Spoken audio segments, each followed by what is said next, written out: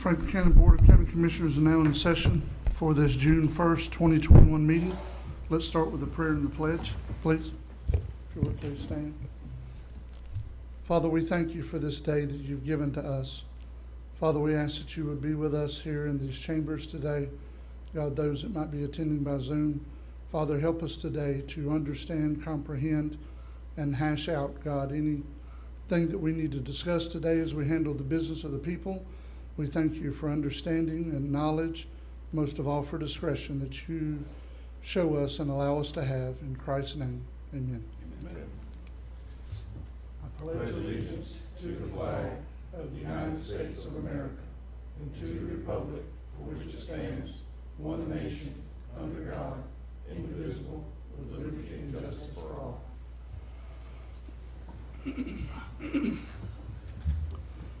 Up next would be approval of the minutes from the last meeting, May 18th, 2021. So moved. I have a motion by Commissioner Ward, Second. second by Commissioner Parrish. Any discussion before we vote? All in favor? Aye. All opposed? That's unanimous, Jessica. Up next, payment of county bills. So moved. We have a motion by Commissioner Parrish, Second. second by Commissioner Bolt. Any discussion before we vote? All in favor? Aye. All opposed? That's unanimous also, Jessica. Up next is public comments. Ms. Cheryl Sanders.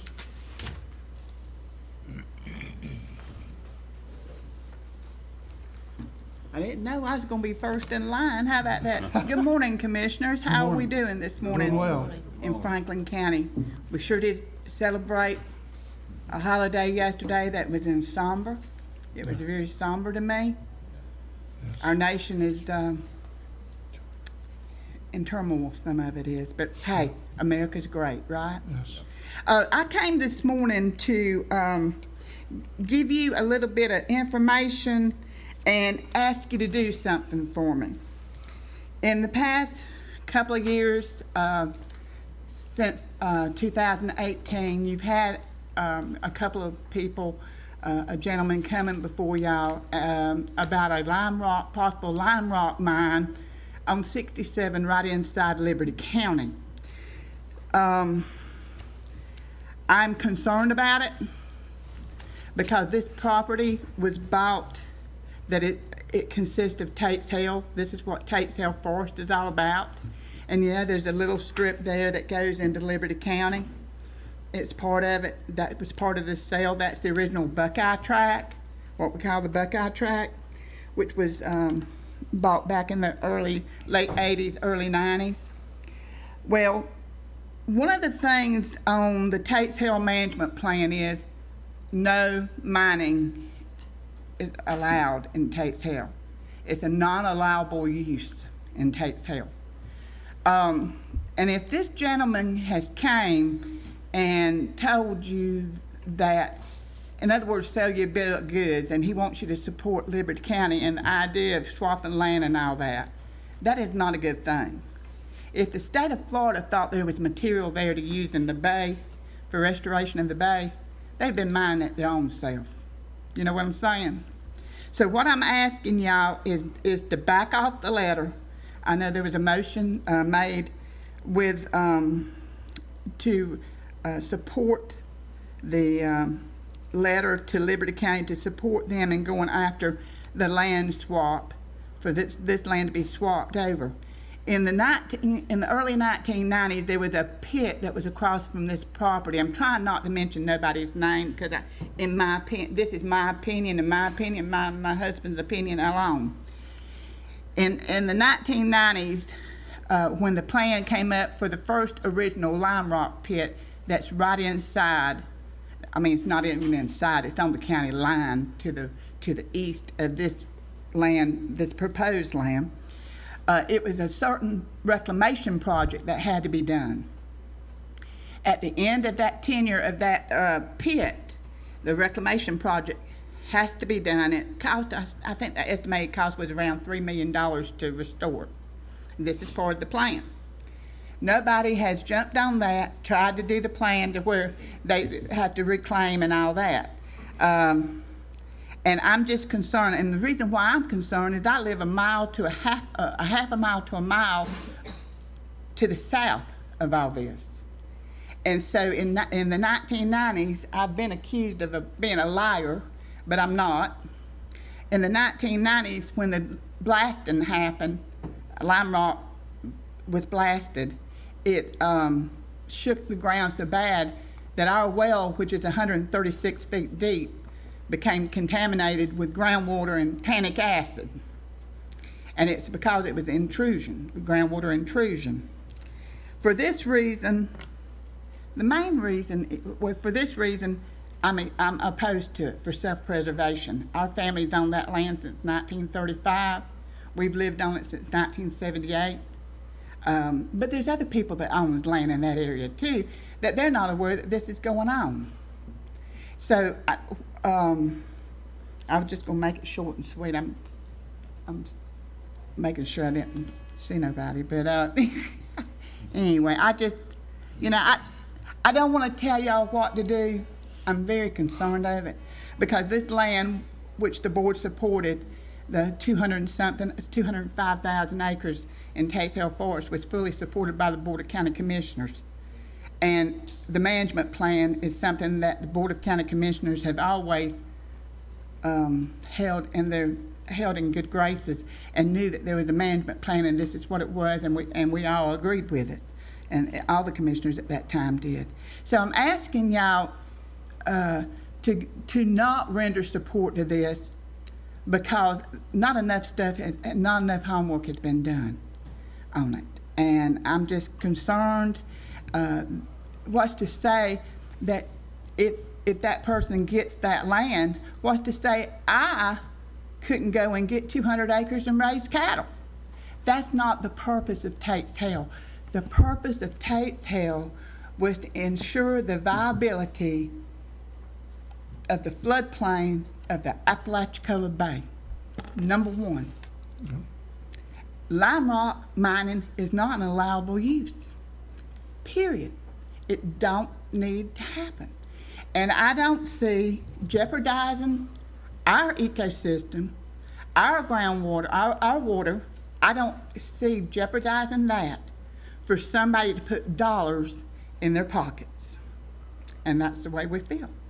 So I'm asking y'all to pull back off that letter, don't add the support to it, and if it's a good enough project, it'll go on its own.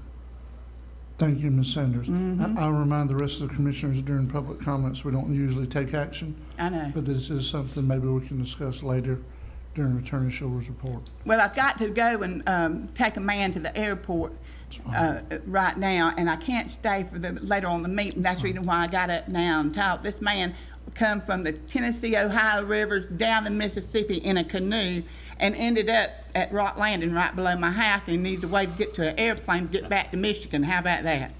So that's what I'm doing in retired life, y'all. That's a long trip. Honestly though, this is y'all know how the ones that have served with me, y'all know how dear Tate's Hill is to me. Because that right there, if we ever intend for the Apalachicola Bay to open back again, we got to take care of what's up north. But see, the lateral flow of the water runs south up in there, runs south and east into the Pine Log Creek Basin and into the Oclotney and Crooked Rivers. So I just want to let y'all know, but I appreciate it and thank you for giving me a little bit more time than 3 minutes. Thank you, Ms. Sanders. This the one I see. That's the only one I got today, so I just double checked the email and checked up front. Nothing else. All right, so up next is Ms. Michelle Maxwell, Clerk of Courts. All right. Does anyone have any questions for Clerk Maxwell? Thank you, Michelle. Up next, I guess, would be Duke Energy. Is Mr. Collins on Zoom with us? Yes, he is. Okay. Good morning, Mr. Collins. How are you doing, sir? Good morning, Commission. Let me turn you up a little bit there, so hold on one second. Go again, Danny. Good morning. There you go. Can y'all hear me all right? Yes, sir. Can. Thank you. Well, I appreciate the opportunity to see you guys again and look forward to being in person, hopefully the next time I'm with you. Just wanted to thank you guys for two very important things. One being, I know one of our contractors has been in contact with the commission on leasing some property. Just wanted to say thank you for working with them on that. That's critical staging site. I'm sure you can imagine for us right now, the amount of work we're doing in the region is high. And we're using a lot of additional contractors and having a place to put them and store their trucks and equipment is extremely valuable. So I wanted to say thank you for working with them on that. That will benefit us and our customers. Additionally, also wanted to thank you for your continued permission to use the Apalachicola Airport as a storm staging site. As we enter storm season, we've already had one storm off in the Atlantic, and we anticipate a pretty busy season. So having that as a resource, should we need it, it was invaluable during Hurricane Michael, and we appreciate you allowing us to utilize that should the time come. On the related front to the amount of work we've got going on, wanted to let you guys know we've got 2 builders forums scheduled for later this month. We've seen a tremendous uptick in the amount of construction. There's a lot of new builders that have come into the area. And when I say the area, I'm speaking predominantly between Wakulla County, Franklin, Gulf, and then we serve over Mexico Beach as well. I'm sure if you drive on 98 anywhere along that corridor, you're going to see something under construction, and that's keeping us busy. So we're going to do some proactive outreach with these builders and developers to make sure that they understand how we do business, what ways we can alter the way we do business to better serve them. And you hear of any builders that need to attend, certainly I'll provide Mr. Marone with the information for those forums. We'll be having 2 of them on the 22nd and 23rd of June. Locations are still to be determined, but we'll provide those with Mr. Marone, and county staff obviously is invited, as well as any of you that would like to attend as well. And then finally, on the good news front, I'm told that our East Point lighting project is in scheduling. All the contracts and everything have been signed, and those will be installed this month, weather permitting, of course, but should be pretty soon. Okay. And Daniel, what about the, it's listed here in our thing about the vegetation management? Yes, we will be doing some transmission, vegetation management, tree trimming, herbicide, mowing throughout Franklin County, throughout the region. I will tell you, I've been in contact with our vegetation folks, and it will not look like it did the last time we did this 3 years ago. We have decided to use significantly less herbicide on the corridor. A lot of the concerns last time were related to the amount that we sprayed and the aesthetics of it following. So you will be seeing that soon, and you will notice the difference from the last time we did it 3 years ago. Okay. Thank you, Danny. I will say this while you're still with us. So Mr. Collins, you have the distinction of being the only person I've ever seen in our room getting a standing ovation for the company you represent. So I know you look forward to being back in the room. Just know there will always be days like that, right? Yeah. But yeah, that was for the great work after Hurricane Michael. I would like to ask you a question since you're here with us this morning. Has there been, it's been a lot going on here locally. We had the East Point wildfire, Hurricane Michael.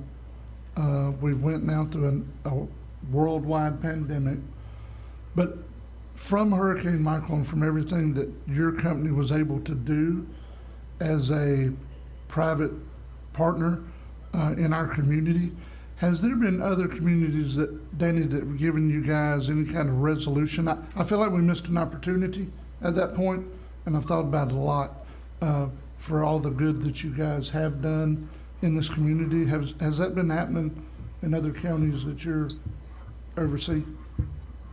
We did receive one with Citrus County recently. That's the one that I'm most familiar with. Okay. But certainly appreciate it. And, you know, we do love working in Franklin County and would certainly welcome anything that y'all would do for us. That standing ovation is definitely one of the highlights of my career, for sure. I thought everybody was coming to get me at first, but I certainly did enjoy it.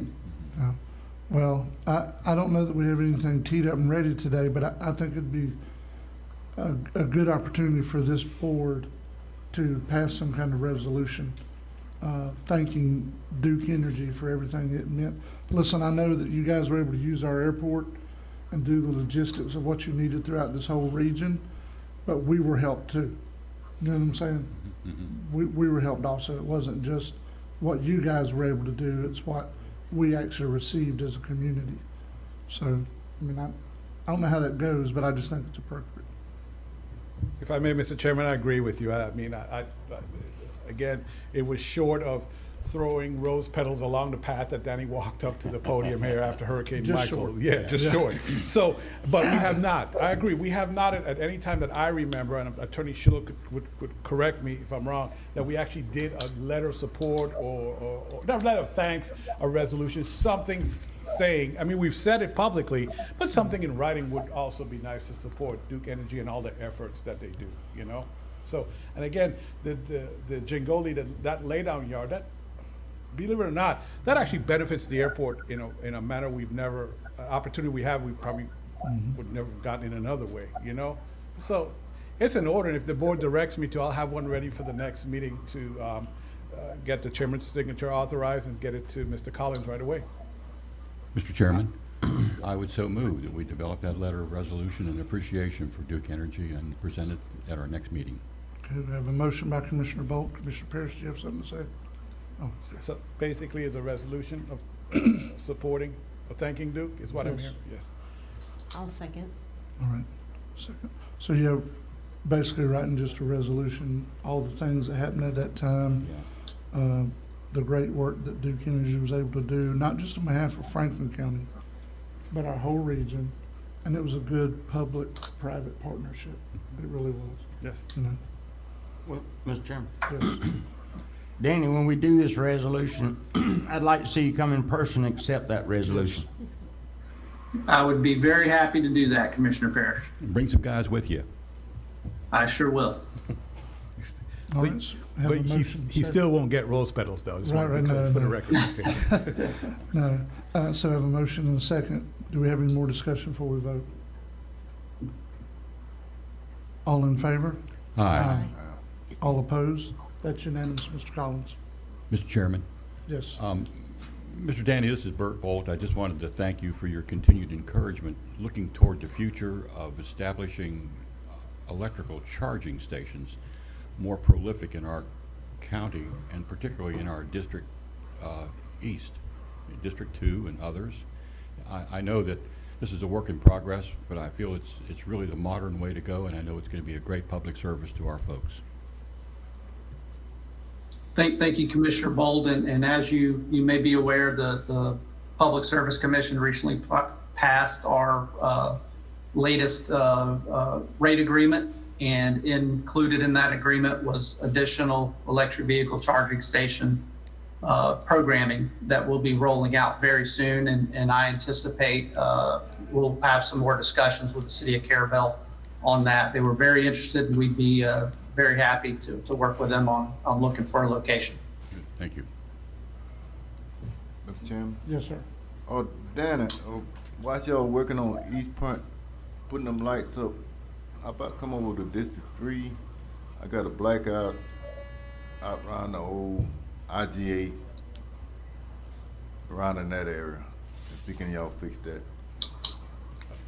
Yes, sir. If you'll let Mr. Moreau know the exact location of those, I'll get those taken care of immediately.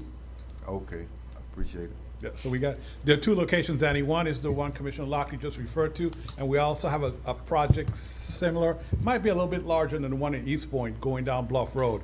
Because as you know, Danny, Bluff Road, it gets pretty dark after a certain point. So, yeah. So it's gonna be two projects we'll be working on there. We'll be happy to get those lights up. We like putting up lights. Yeah, okay. Anyone else have something for Mr. Collins while he's still with us here? Thank you, Danny. Keep up the good work, sir. Thank you. All right, up next is Superintendent of Roads and Bridges, Mr. Howard Neighbors.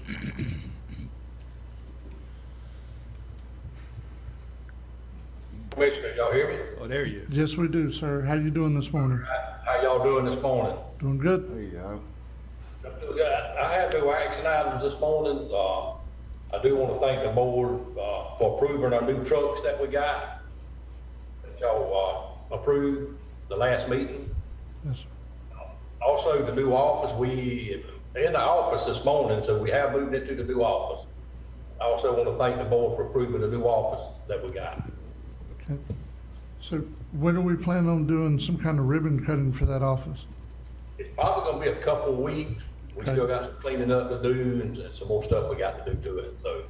Okay. Just let's make sure we give enough time so it can be publicly noticed. You know, we're not talking about it one day and doing it the next kind of thing, but yes, sir. Sounds good. Yes, sir. We've been, last week and this week, we've been fixing shoulders of the road. We had a lot of places that were pretty bad. We was on Alligator Point last week and we started on St. George Island this morning, doing shoulder work. Okay. And cutting grass, we still, cutting grass throughout the county with the inmates we got, still short of inmates. And a lot of complaints on 98, which we have not cut yet. It don't look good, but I'm gonna try to get some crews out there where we can start cutting some on 98 out there. Especially in East Point, Apalachicola, and Lanark. Okay. Sounds good. Anyone have a question or concern for Mr. Neighbors while he's here with us? I'm just glad that that's not a fake background and that's his real office, Yeah, there you go. Mr. Chairman, that's all. Sounds good. All right. Howard, thank you for being here with us this morning. You and your team keep up the good work, sir. Thank you. Yes, sir, thank y'all. All right, Mr. Fonda Davis, Solid Waste Director. Good morning, Commissioners. Good morning. No action item this morning. Just let you know that we had a large crowd throughout the county, beach crowds. That's about it. Other than I just need to let you know about the recycling trucks that we use for cardboard now. We are using both older trucks, and they're on the last leg. We have one truck that's in the shop now, the newer cardboard truck. It's in the shop, been there for about 3 weeks. They cannot seem to find a problem. Again, we're using the old truck, and it's on its last leg. Yeah, the smaller truck that we use for cardboard. If you remember back, we did not put a new engine in the newer truck, so it's sitting on the yard waiting for auction. And we are using the older truck in it also. Sound like you need some truck. We're getting close, especially for recycling, Commissioner. Mr. Chairman, perhaps we Yes. can do the same for Mr. Davis that we did with the road department, maybe lease trucks so that he don't have maintenance issues Yeah. and costs incurred with continual maintenance cost.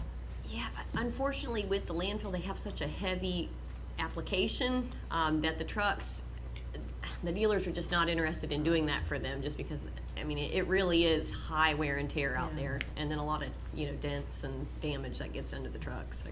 Well, and Howard's was dump trucks, and these are not dump trucks. Yeah, yeah. You know what I mean? Yeah, but it would be wonderful if they could. It would be. Yeah. It would be. Well, do you got any money in the budget to get one? Well, we are coming up on the budget process, so, we can look at that at that time. Well, I make a motion that we, look into getting them some for in the budget coming up. For the recycling? Yeah. Okay. You got to have, spend more money on repairs than you will. It's time to get things way out, that's all. Well, you have that, and you also have downtime that's not good. Yeah. So I have a motion on the floor by Commissioner Lockley to add to our budget discussions the possibility of purchasing another truck for recycling. And I would second that with a comment. All right? We have a second. Go ahead with your comment, sir. I feel this is very perceptive of Commissioner Lockley to be thinking ahead. And I want to begin thinking about, and I guess my budget term is a savings account in some way, that we can start putting money aside for additional waste management land 15 years hence. Yep. Can we begin thinking about that process on behalf of this budget? Oh, yes. Well, that's, so that and some of the other issues that we're talking about, even with this motion, Yeah. should be something that those department heads are starting to do during the budget process when we're telling them they need to give us a list of things that they're facing that need to be addressed. Okay. Trucks repaired, or all those things, almost like a capital improvement plan. Yeah. So instead of us always being reactionary Yep. to items, it's thought out, and we can start with the worst first and try to address what we can this year, and then roll what we can to next year, to address. And to remind the board, at a past meeting, we discussed this, the same issue, that we would like them to turn in their budget, their normal operating budget, Right. the same as they did last year, but on a separate schedule or a separate request. They talk about equipment they're gonna need current, like right now, 3 years from now, 5 years from now, and if they could project out 7 years from now, based on the mileage and the wear and tear and the history that they know about the use of the trucks, commissioners, that you wanted that as a separate item to kind of, you discuss the two items separately, during budget time. Yes, and the trucks, et cetera, are short-term thinking. I'm thinking long-term of actual property that we need to acquire for more landfill expansion as our county grows. So I see that as a concept that seems to be very important. Okay, any more discussion before we vote? Yeah, Yes. Fonda, if you will, get the price of them trucks so we'll know what we're looking at. Yes, sir. All right, seeing no further discussion, all in favor? Aye. All opposed? That's unanimous, Jessica. Fonda, do you have anything else, sir? Just something run by you I'd like to work on in the future. What we have is the holiday schedule coming up. The garbage services contractors is not being able to dump the trash, but because of the holiday, we are scheduled off. So this is something to let y'all know I'll be working on, trying to get it where we can have the facility open, unless you tell me different. Okay. I think that's appropriate because, I mean, in the economy we're in, where it's mostly tourism, if you just, there's nowhere really to put it except the landfill. So, but the reason I was asking if you were done, so while you're here, Ms. Griffith, can you go to number 5 on your yes. report, please? Yep. Because it has to do with Mr. Davis. Okay. Yep, of the first CARES allocation, which was actually fully documented by using the wages of public safety personnel, Franklin County has a remaining balance of approximately $61,000. At the Franklin County Landfills Transfer Station, there is a 66-foot by 33-foot concrete receiver box slab where the transfer containers for household waste are set to wait for transport to the Spring Hill landfill for disposal. This slab area was completed several years ago and prevents soil and groundwater contamination by draining the runoff from the transport containers to the sewer system. The containers are very heavy, as this is equipment required to move the containers. To protect and preserve the concrete slab and the integrity of the drainage system, welded metal sheeting is needed for the pad area. The market prices of metal sheeting changes daily, and the current estimate for the materials is $29,178, with the necessary labor to install the sheeting estimated to be $4,635. Does the board want to consider using some of the balance of the first CARES allocation to preserve and protect the receiver box slab at the landfill? I've also attached the CARES expenditure worksheet for the first allocation of the CARES funding. And just looking for board action to authorize the use of an estimated $33,813 of the remaining proceeds.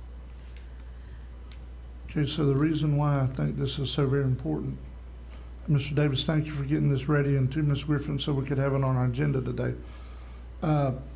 Commissioners, you're looking at tens of thousands of tons that are being put on that slab, and as it is, without any metal to strengthen it, it's hopefully it'll never happen, but if a container flips, it's not going to be a good thing. It's going to mess up not only the container, it's probably going to mess up a truck, the track that hauls it on. So we're just trying to make sure that our operations are as safe as they can be by hardening this with steel. So that's the reason I had asked Mr. Davis to forward this to Aaron so we could consider it today. So moved. I have a motion by Commissioner Parrish to approve, second by Commissioner Lockley. Any discussion before we vote? Yeah, how they gonna put that steel up? What?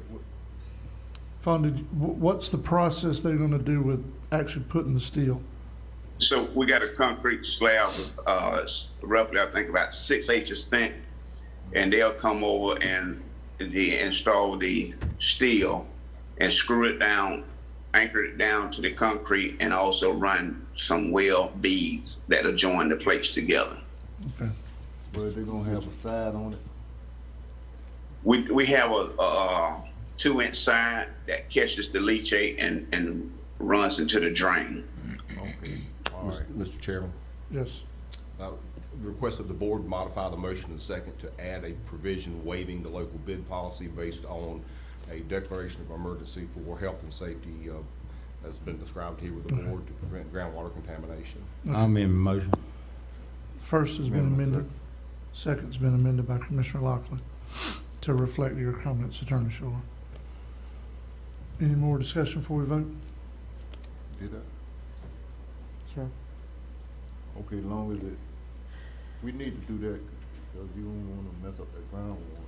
No. Or whatever. All in favor? Aye. All opposed? That's unanimous. Anything else, Mr. Davis?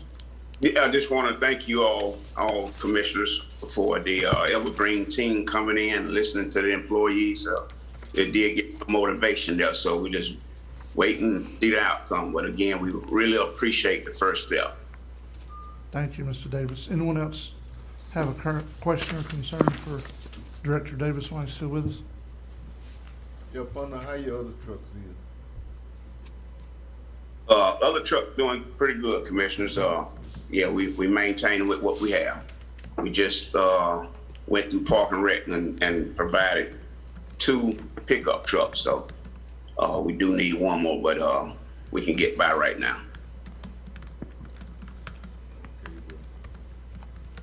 We need to know. Knuckle boom trucks is good. We have 3 fairly new knuckle boom trucks. So overall, we're doing pretty good.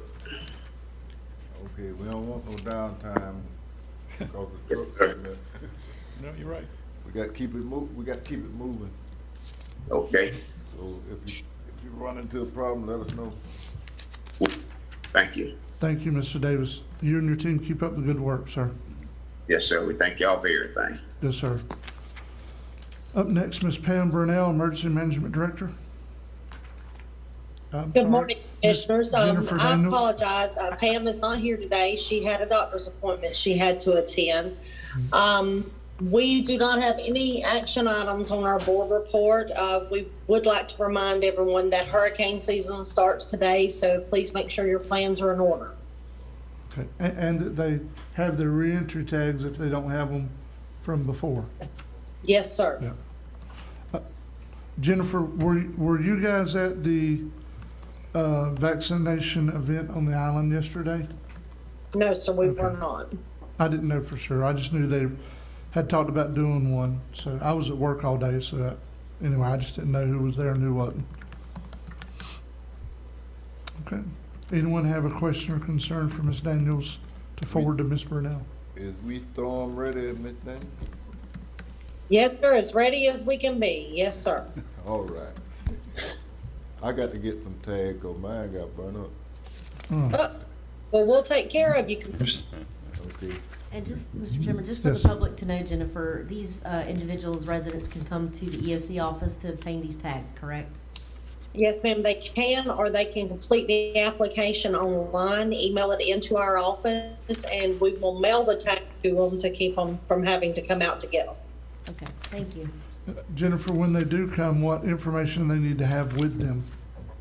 Driver's license is, they must have a driver's license, and if it's not a Franklin County, Florida driver's license with the address that they're trying to get the tag for, we need backup documentation, which can be a power bill, a tax bill, a printout from the property appraiser, something showing ownership of the property.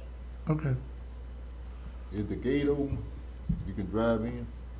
If the gate is normally open during office hours, Commissioner, if one of us is out here alone, we will sometimes shut the gate just because it's a little safer. Yeah. But we do have our phone numbers, all of our cell phone numbers posted on the gate. If someone pulls up to the gate, they can call the cell numbers and we'll let them in. Okay. sounds Yeah. good. Mr. Chairman, if I don't mind, Jennifer, with all these questions, would you just do a short kind of instructional one-page thing that I can put on the website under our news and headlines? So as they open the website, they'll see that, and then they'll know what, that'll be another reference point where they can go to know what they need. Actually, Michael, can I send you the link that we have we have a one-pager pretty much on our website. Can I just send you a link straight to it? Would that work? Perfect, that'll work. Yes, ma'am. Yes, sir. Thank you. Thank you. Any more questions? Jennifer, thank you. Thank you. Keep up the good work. Y'all have a good day. Yes, sir. You too. All right, up next, Mr. Eric Lovestrand, Extension Office Director for IFAS. Morning, Commissioners. Good morning, sir.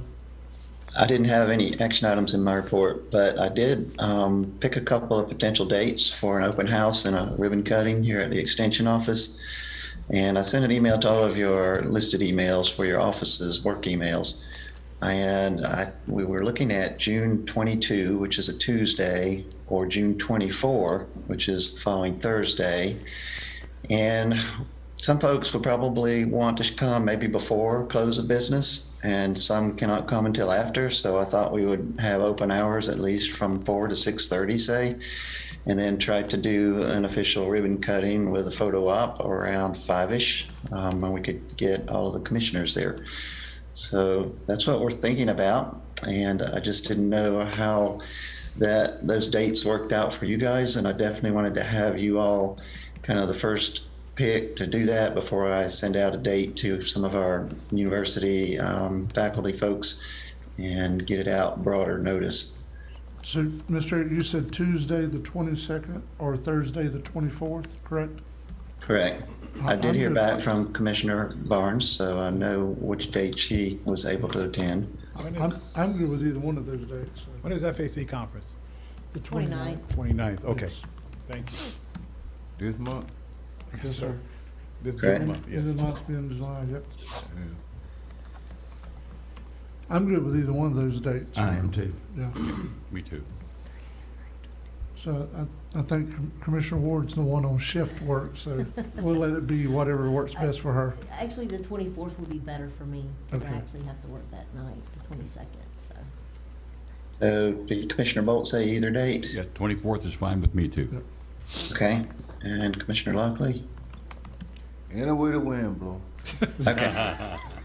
All right, so it sounds like the 24th, and I will begin working towards that, and we'll put together an announcement, kind of, I don't know if that needs to go to Michael, an official, like, invitation or anything? Just send me an email, but something I can put on the county's website too. Okay, thank you guys very much, appreciate it. Thank you. We appreciate it. We've been looking forward to this day.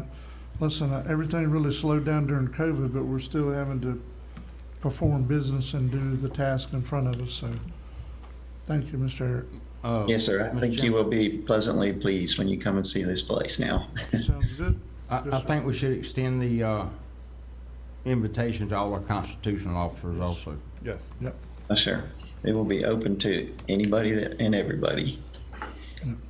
I can't wait to see what's hanging on that wall behind you back there. This is in my office. I've got one watercolor painting back there that I got at a workshop many years ago that I like. And a couple of ducks. All right. All right, anyone have any questions for Mr. Eric while he's here? One question, Yes. Mr. Chairman. Item number 5, we're participating in a second conference call with UF faculty regarding the grant proposal, but focused on the oysters as a tool to remove nitrogen from their coastal ecosystems. Not only removes nitrogen, it removes phosphates and nitrates, which is basically ingredients of fertilizer, which also helps to enhance an algae bloom, which is we basically know is red tide. So these oysters serve as a water quality feature that removes a lot of chemical contamination. And I just wanted to make sure that you were aware of that and that your faculty is aware of that. And that's just one of the important issues when our bay goes down. I really worry about what kind of contaminants settle in our bay now that we no longer have the amount of oysters there to filter the water and keep that water quality what it's always been. As you know, one oyster filters 50 gallons of water per day, one oyster. So if you got millions of oysters out there, then that is a real significant water quality issue for Apalachicola Bay and for our ecosystem. And even though I've never oystered for a living, I know the importance of that in protecting our environment and our ecosystem. So I just wanted to highlight that on that one item that you have there on your report. Yes, sir. Thank you very much. And oysters provide many ecosystem services, like you mentioned there. And one of the things they're looking at is the potential for oystermen to, some of the aquaculture operations potentially to grow oysters to actually trade on nutrient credits and be able to get some compensation for that potential if they're actually putting oysters into the environment and growing them, because they are removing some of those nutrients that you mentioned. Oh, Mr. Chairman. Yes, sir. Eric, I'm glad you mentioned that oyster for the people having a problem getting seeds. They look, a lot of them dying and they can't find them. They calling all out of state. What, y'all got any help for that? Yeah, the seed supply has definitely been a bottleneck for production in this region. And there are certain hatcheries that have proprietary seed that they have developed lines for. And so those are protected under proprietary provisions. And then they are not actually allowed to import any seed from the Atlantic coast into the Gulf waters for fear of diseases and things like that. So there are a lot of people talking about ways to actually increase the number of hatcheries that we have producing seed for production in our region. So I think there are some things in the works. I don't know of any hatcheries right now, new ones that are coming online. We do have one locally here that produces some seed here in Apalachicola that got established a few years ago. So we have some sources, but we could definitely use some more if this industry is going to grow. Yeah, because, you know, it could, if they don't get no seeds, that's going to be a big problem because it costs a lot of money to open up one of them hatcheries. Yes, it does. It costs a lot of money. Then if you got to pay that money back, you don't pay it back on time, they're gonna lose out. And they won't, it's bad because it's not their fault. I mean, it ought to be something said, I don't know. It's not their fault in the situation, but the bank want their money every month. So, yes, they do. so it can get to be a big problem. And like you said, you can't get them out. They got plenty on the other coast, but they scared of bringing disease and put in this water. And we can't, this coast can't send nothing to that coast. But I don't know what they're gonna do. I know Florida State University is working on building what they call a research hatchery. And one of the purposes for that is going to be to develop another tetraploid line of oysters, the ones that have 4 sets of chromosomes, that they cross with the normal wild diploid stock to end up with the triploids that they plant on leases. Because the triploids grow a lot faster, can be harvested before disease and issues happen that kind of take them out of the population, that are more of a cumulative impact on some of these disease issues. So that's in the works, and I know University of Florida is doing research on campus for the same kind of thing, to work on developing tetraploid stock that they need to have in order to get a hatchery operation up and going. But did they find out why they why the seed died so quick? There's still a lot of conjecture about some of the larger mortality events that have happened in Alligator Harbor. That's one place in particular here in our region that has experienced that, more so than the oyster leases over in McCullough and Oyster Bay and Skipper Bay. So there are people working on that right now. We've got 2 or 3 different research projects that are happening to look at that issue. Okay. Thank you, Mr. Eric. All right, y'all have a good day. You too. All right, up next, our library director, Ms. Whitney Roundtree.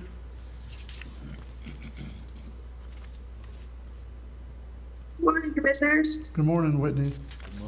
Good morning. My action items today is, unfortunately, I was given the resignation by one of our permanent part-time library assistants at the Carabel branch.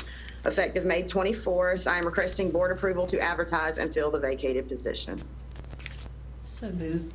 We have a motion by Commissioner Ward, second by Commissioner Bolt, for you to advertise and fill this permanent part-time position. Any discussion before we vote? Yeah, we're losing workers every 2 months. What's going on? Well, it is a part-time position, and it is the position we seem to have the highest turnover with. This particular candidate chose to resign due to health. She had health concerns. Something changed in her health. You know, I don't know if it, you know, without the draw benefits, that we just don't get the, you know, type of candidates that are looking for, you know, the longevity of the position that we need. Carabel is the busier branch. So maybe it's more work than people expect it to be. You know, I did not get a resignation letter with this one, so I really don't know.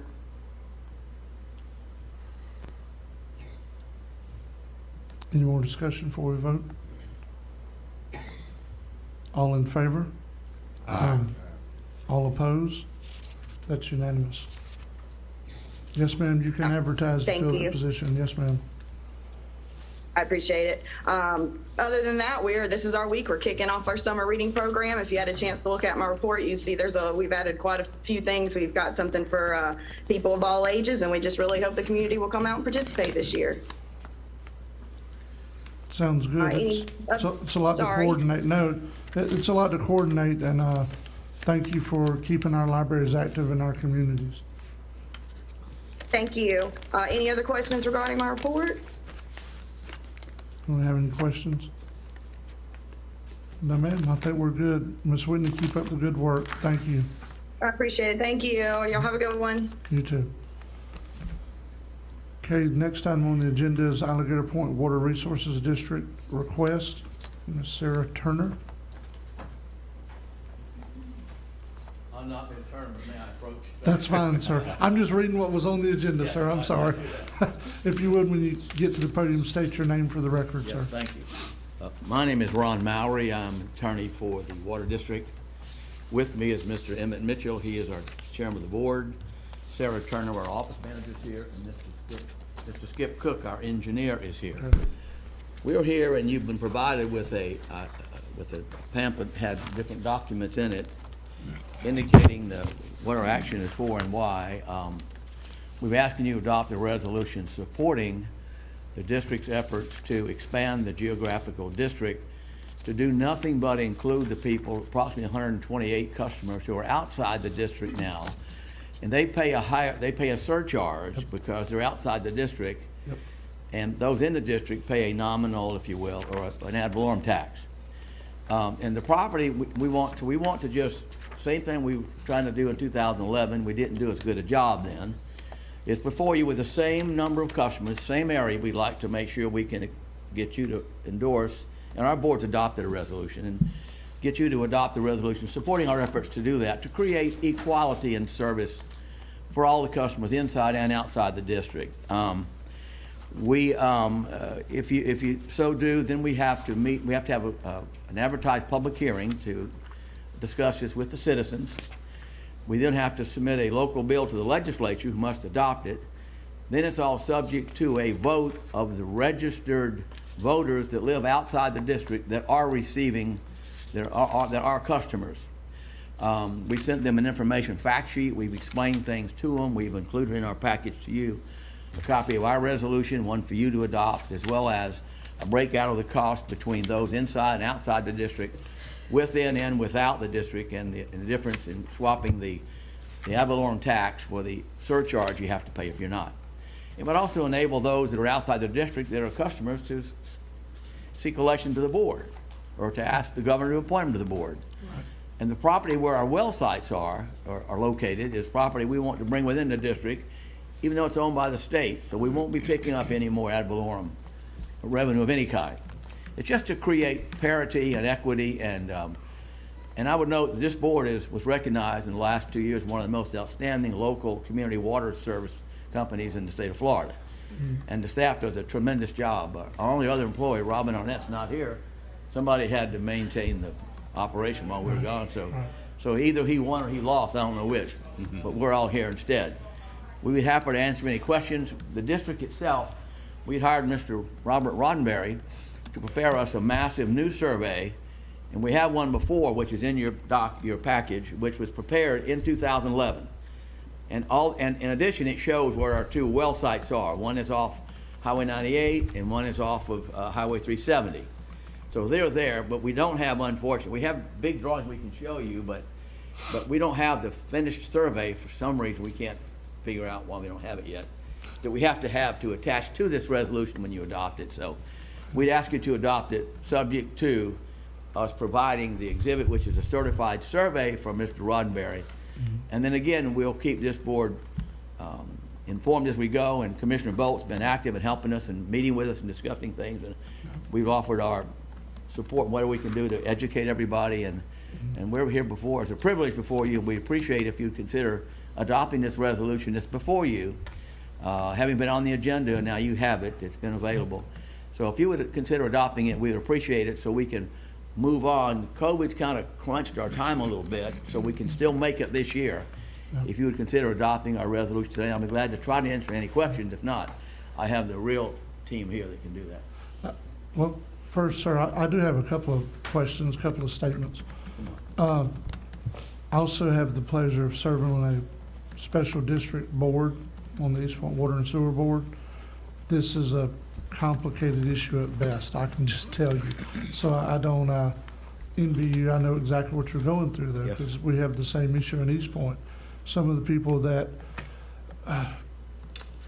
are lower on the economy scale are actually paying more for services because they're outside our district. Yes, sir. Because the district doesn't receive any ad valorem tax dollars from them, so they pay a surcharge.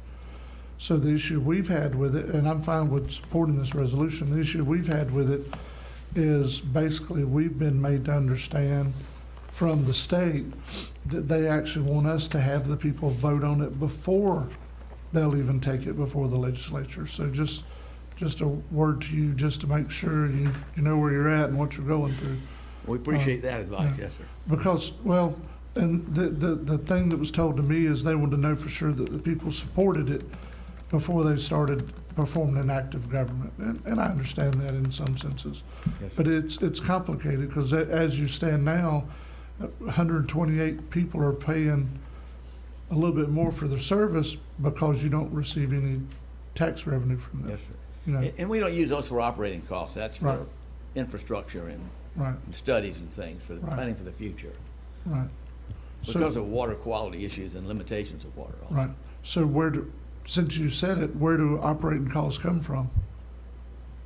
Well, we sell the water. People pay a fee for the water as well. Okay. That's primarily where they come from. Okay. And the board runs a pretty tight ship, I can tell you, as providing services to them.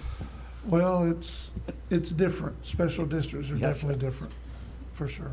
Mr. Chairman, Yes. if you would, in case any of the commissioners have questions about a particular item on their thing, I'm going to share the screen so it comes up, and I'll try my best to follow along with any commissioner that may have a question Okay. about, one of the items. So does anyone else have any questions? How far is your district? What's your boundaries on your district now? What are the boundaries on I'm sorry, could you repeat the question, Commissioner? I guess, how long is your district? How big far is does it go? How long have the Now. boundaries been in place that are in place now? No, what size are What the, size district you is the got? I'm trying to district? find out how big it is. yeah, Up there. And the dark colored in the red there on the screen is the actual size of the district. Sarah, we have a larger map we could. Was that map part of any of the items in the? It's the same map. Okay. so the green is the district currently, the red's where you're trying to The expand red would be to? the new district boundaries. Yes, we bring in, we'd include these sections right here, and then our well fields are gonna be up this road and over here. We'd include those as well, but really, we're just looking at the residents, the customers are residing in these two areas right here in red. Right. But to go along with what Commissioner Lockley is saying, when you draw that line, though, it's gonna be a line across the top, not around the streets, correct? The line's gonna be across the top to cover it all. Yeah. Mr. Cook, I'm sorry. I'm not trying to make it more complicated, I'm just gonna make sure the board understands.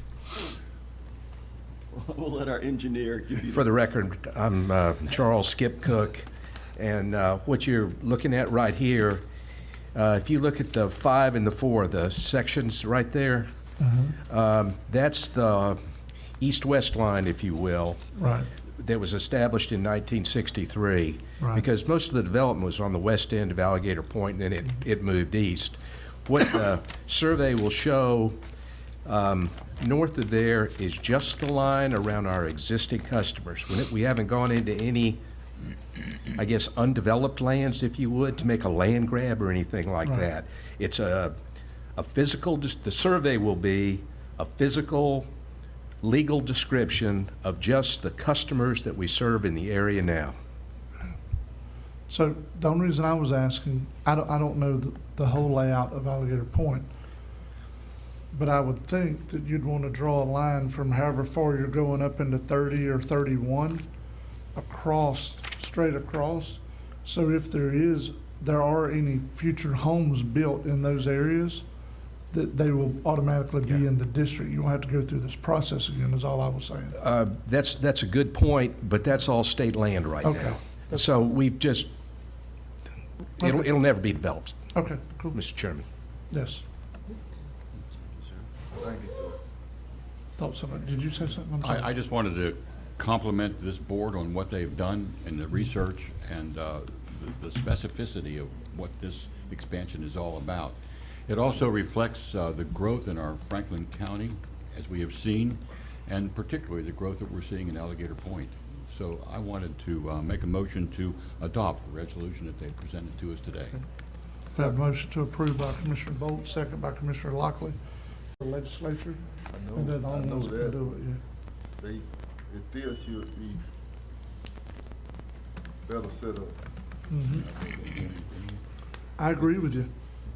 It should have been written into when they did actually form the district. There should be legislation written into it to help you address this easier Yeah. when you have to expand the boundaries of a district. You know, and not be a major act, but. Yeah, you got to you know. go back all the time, and they know the county gonna grow, it's a small county. But also notice how they've stepped up to the plate more perhaps than the legislature ever envisioned. Yes.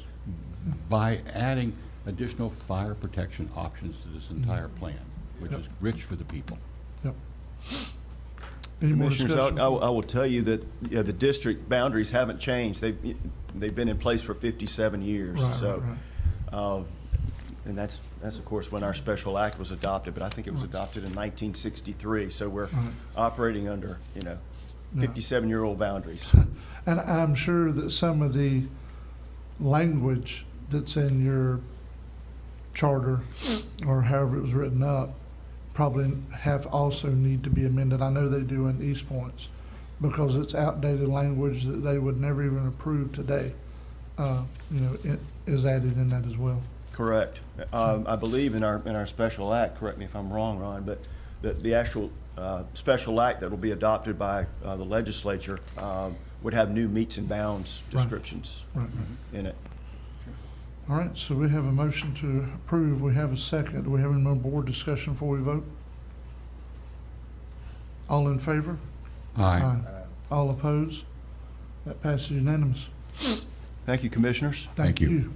Bert, can we get a copy from you later? Mr. Chairman, before you continue with the agenda, or take a break, whichever one you're planning on doing, the clerk has one item she needs to bring up. There was a missed check, in the hurry of Friday, trying to get him out because of the holiday Friday and a Monday. Monday off, really? There was Only one. Okay.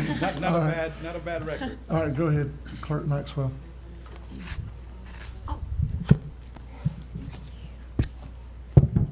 I'm sorry, my finance department just informed me of an invoice that was missed in the amount of $7,031.86. It's from Lori Schweitzer with the SHIP program for administrative fees. I just need your permission to pay the invoice. So moved. Have a motion to approve. Second. Second by, motion was by Commissioner Lockley, second by Commissioner Ward. Thank you. Not a problem. All in favor? Aye. All opposed? That's unanimous. Michael, do you have everything ready for the bid opening, or do you want to? Let's take a 5-minute recess so you can have time to get ready. Okay. Thank you. Thank you.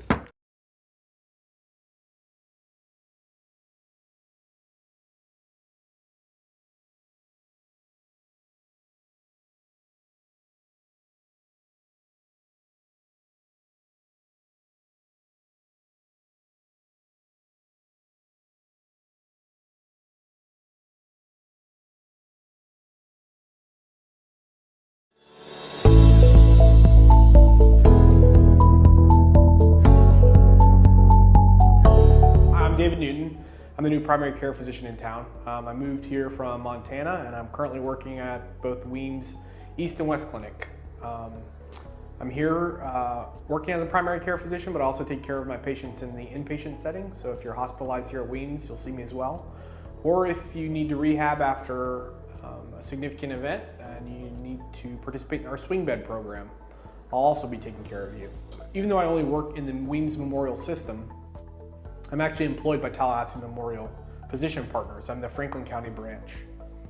They've established a partnership, which I'm very grateful for, which allows me to be an employee of Tallahassee Memorial and work very closely with the numerous resources that they have, as well as working in the area that I wanted to work in, which is rural family medicine and practice in Apalachicola. Once again, I'm Dr. David Newton. If you have any medical concerns or want to talk to somebody about medical conditions you're experiencing, just give me a call here at Weems. And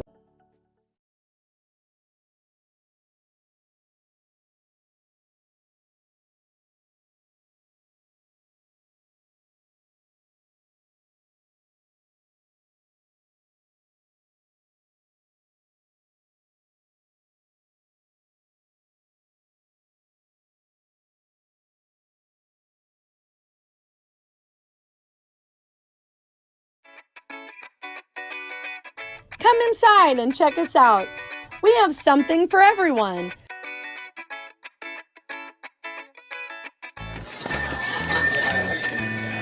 Hello, welcome to Apalachicola Chocolate and Coffee Company.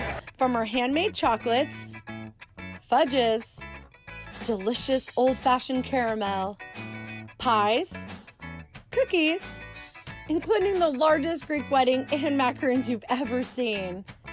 We also make the Italian-style ice cream called gelato, which is adult-tested and kid-approved. We have a full menu coffee bar, from lattes and cappuccinos to some of our signature drinks, such as our affogatos and black bottom coffees.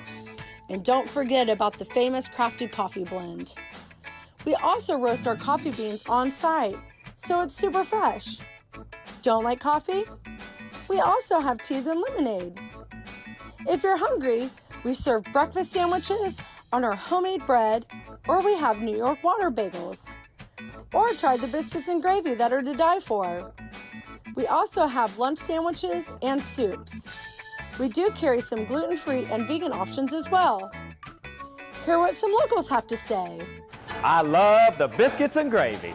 You know something? The coffee here is great. I love the ice cream of the chocolate company. So come check us out and stay a while. In here, it's just like Cheers, where everybody knows your name. Oh, hey, Dan.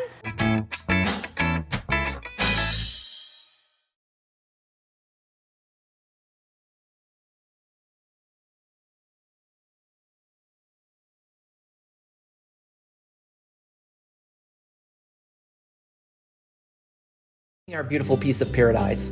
Please make sure you visit our local shops, restaurants, galleries, and take some time to experience something different and take a fishing trip or tour with one of our experienced guides. Our neighbors and their businesses are the heartbeat of our community.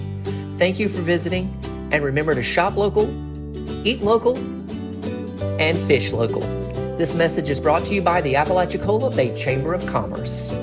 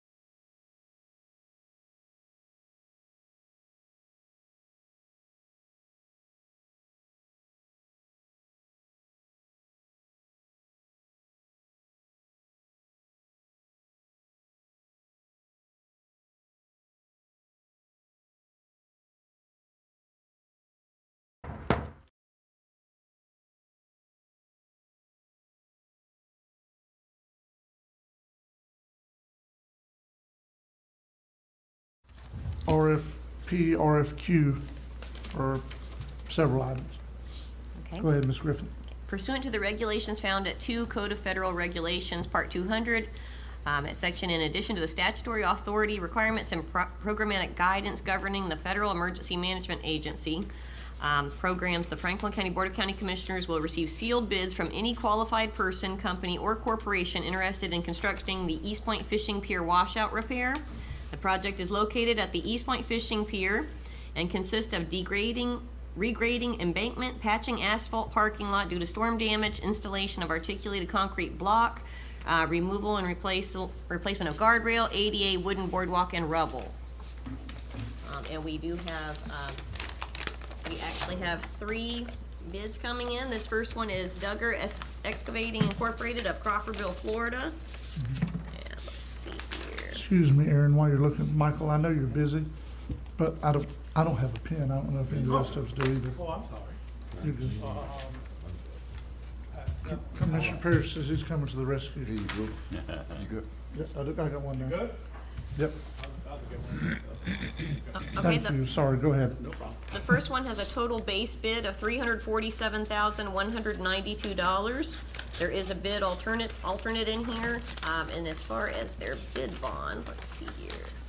And that's Yes, there Duggar- is a bid bond. That's Duggar from Crawfordville? It is. Okay.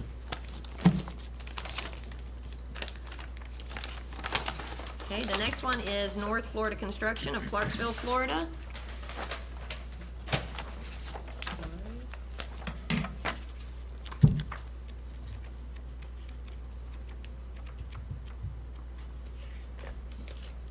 Okay, total base bid, $313,549.14, and they also have an alternate bid in there as well. And their bond is, yes, they do have a bid bond.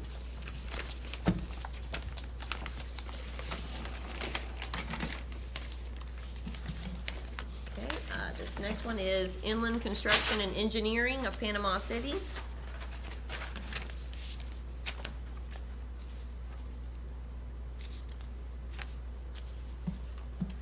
Their base bid is $743,077.78, and they also have the alternate bid in there. And their bid bond, let's make sure that's in there. Yes, double.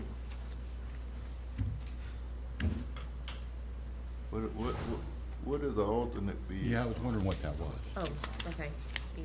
The alternate is, actually some lime rock base, and parking lot striping, as well as concrete wheel stops for the parking lot. So I that's mean, just this kind is of just optional that they were thinking ahead for. Mm-hmm. Yep, yeah, that would have been how Dewberry put it out to bid.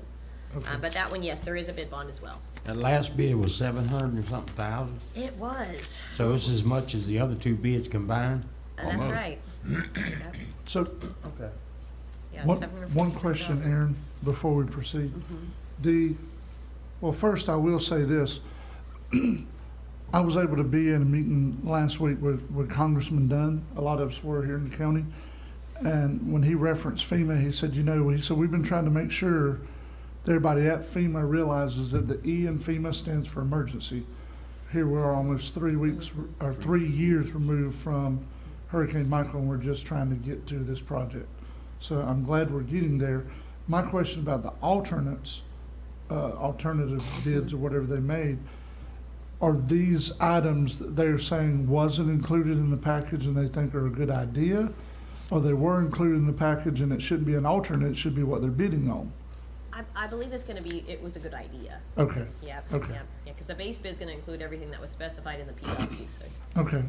I just wanted to clarify for the record so the public will know. And then at this point, we'll actually look at the lowest responsive bidder, and it'll be turned over to Clay for evaluations. Okay.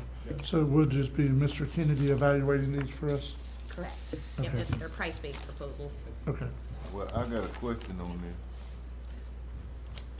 Is this high bid overbidding or the low bid underbid? I would say Dewberry will be the one to answer that question for you, Commissioner. Clay is actually on the line now, listening, so yes. Clay? You want me to, Yeah, I need to answer know that question? Hey, Clay, are you in a position to respond? if you unmute, you can go ahead and talk as I unmute you on my end, Clay. Yes, he is. Good morning, Clay. How are you, sir? I'm good. Are y'all, can you hear me? Yes, we can. Yeah, Clay, I got a question. We got one of these bids. It's higher than, it's double what the other is. I guess my question is his on the right bid, or the other too low, or he too high? I think he's too high, Commissioner, to answer your question. Yeah. And in actuality, the other two bids are higher than the amount that y'all received for your FEMA. I think y'all received about 250,000. I'm using a round number. So the 700,000 is definitely high in my opinion. I don't know if he misunderstood something in the bid package or what. But I think the way we progress at this point is, one, make sure they're a responsive bid, that being North Florida. And if that's the case, assuming that they are, we would then have to talk to FEMA and discuss what that overage was, you know, how that's going to be paid. The other thing that I'd like to go back to, Commissioner Jones was stating something about the alternative, the bid alternative. Those were line items that were not included in the FEMA PW or the damage description, but we felt like needed to be in there. So we separated them out so that we could have that question to the FEMA reps and determine, will they pay for that? If they won't pay for it, we at least had a base bid that they, you know, that had all the other items included. Thank you for that clarification, Clay. Thanks, Chairman. One more question, Clay. As I'm understanding, the one alternative bid that Aaron read out to us was about asphalt striping and some lime rock.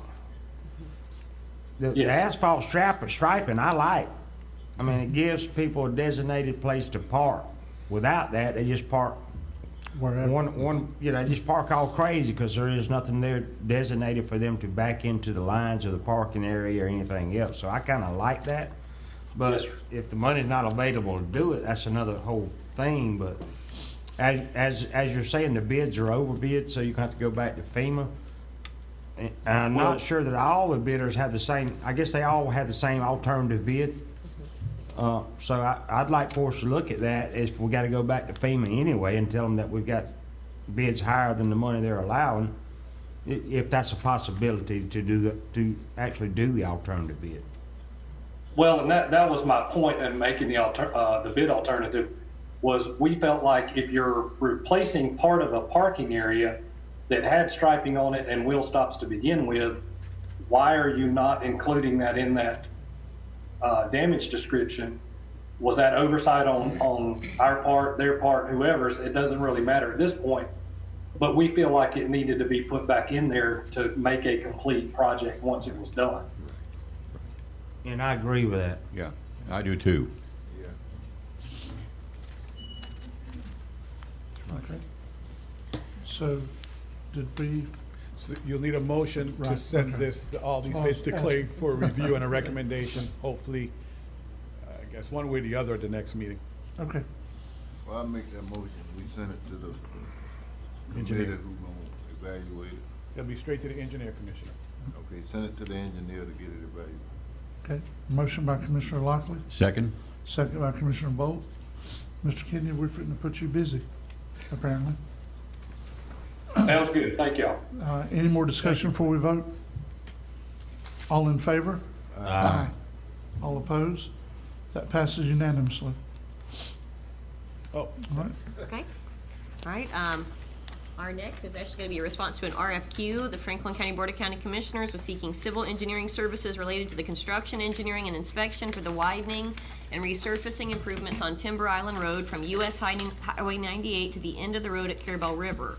The total length of the project is approximately 0.9 miles. The scope of the project included the widening of the existing roadway from 20 feet to 24 foot wide and resurfacing the existing travel lanes, adding 6 foot wide grass shoulders, necessary drainage improvements, adding guardrails and upgrading signage and pavement markings. Consideration will be given to only those firms that are qualified pursuant to law and that have been pre-qualified by FDOT to perform the indicated types of work. The ranking committee for this project will be Steve Patterson, Michael Marone, and myself. Proceed with. Right. The first one is going to be Southeastern Consulting Engineers, and Southeastern is out of Port St. Joe.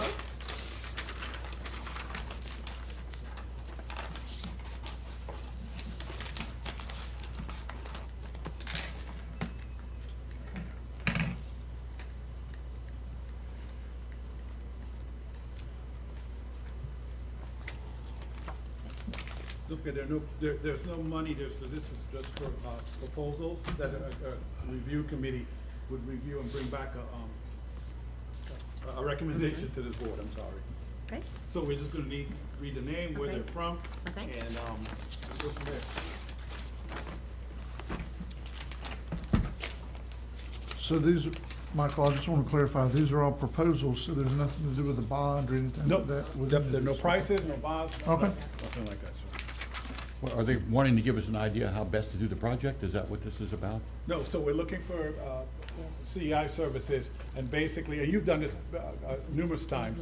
So basically, we say the names, and the review committee go through their packets, we rank and score them, and then we bring back the highest ranked one to this board for your recommendation, Okay, sir. yeah. The next one's Anchor Consulting, Engineering and Inspection from Panama City, Florida. That's not on here at all. You just want to check and make sure that what's on your list is actually open and stated publicly, Commissioner, that's Okay, all. all right.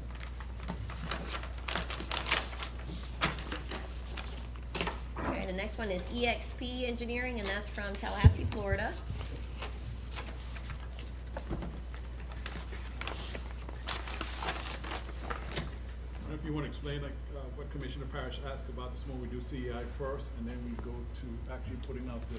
Yeah, with CEI, it's the construction, engineering, and inspection. So typically, at that point, we award first, and then usually it's a month, maybe 2 weeks to a month later, we'll be talking about construction. Okay. And this one is AE Engineering of Tallahassee.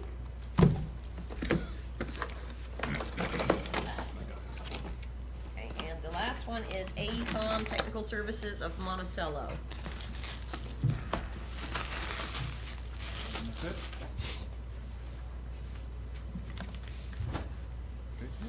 So on our heading here on this sheet, it says CEO services. What is No, it should be CEI. It should be CEI. Yeah, CEI. Yeah, so just a misprint. Construction, Yeah. engineering, Inspection. inspection services there. Good. And so, Mr. Chairman, so then you'll need a motion to forward all the packets that you've opened and read to the review committee with the anticipation of getting a ranking back in, hopefully by the next meeting. Okay. Pleasure of the board. So moved. Have a motion by Commissioner Ward to approve. Second by Mr. Lockley to approve. Sending this to the ranking committee to bring back to us who they rank as the Number one firm. #1 firm for this project. Any more discussion before we vote? Yeah, I guess, is we got the money for this yet? Or we got to do this to tell them we need, how much money we need? We do, Ms. Vernell. It's part of a grant award. Yeah. Yep. So this one is, fully funded. Florida Department of Transportation. Okay. All in favor? Aye. All opposed? That passes unanimously. All right. Up next, Ms. Griffith, is you. Okay. Go ahead, please, with #1 on your report. Okay.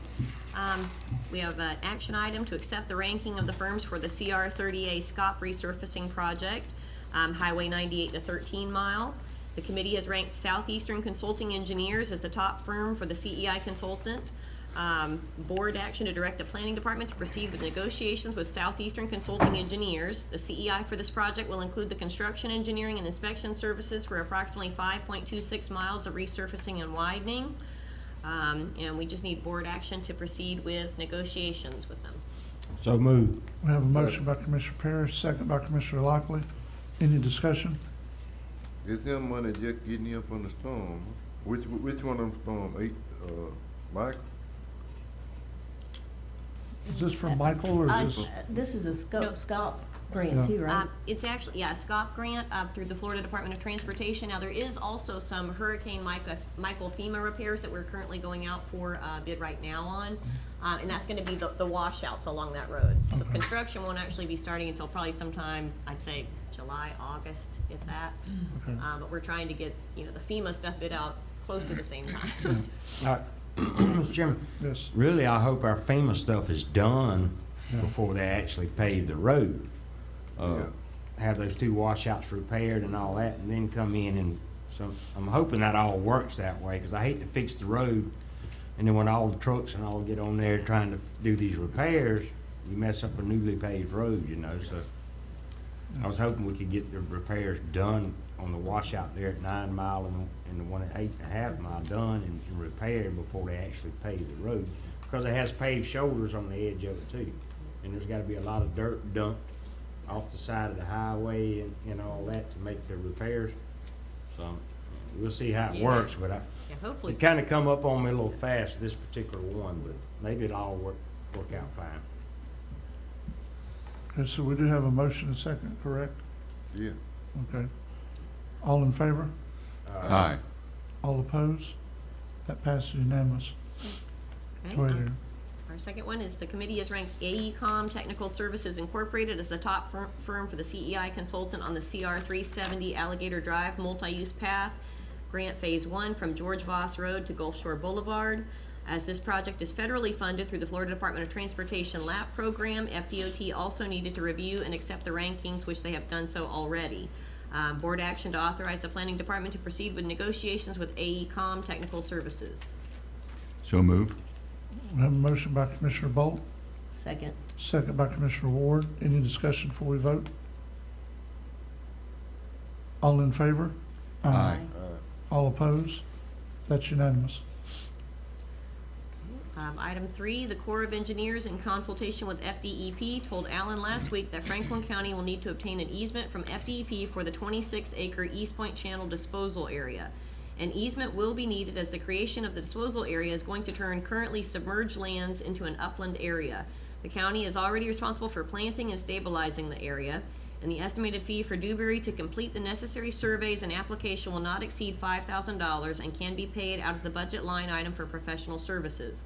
Board action to authorize Dewberry engineers to complete the necessary surveys and application to obtain an easement from FDEP for access to the East Point Channel disposal area.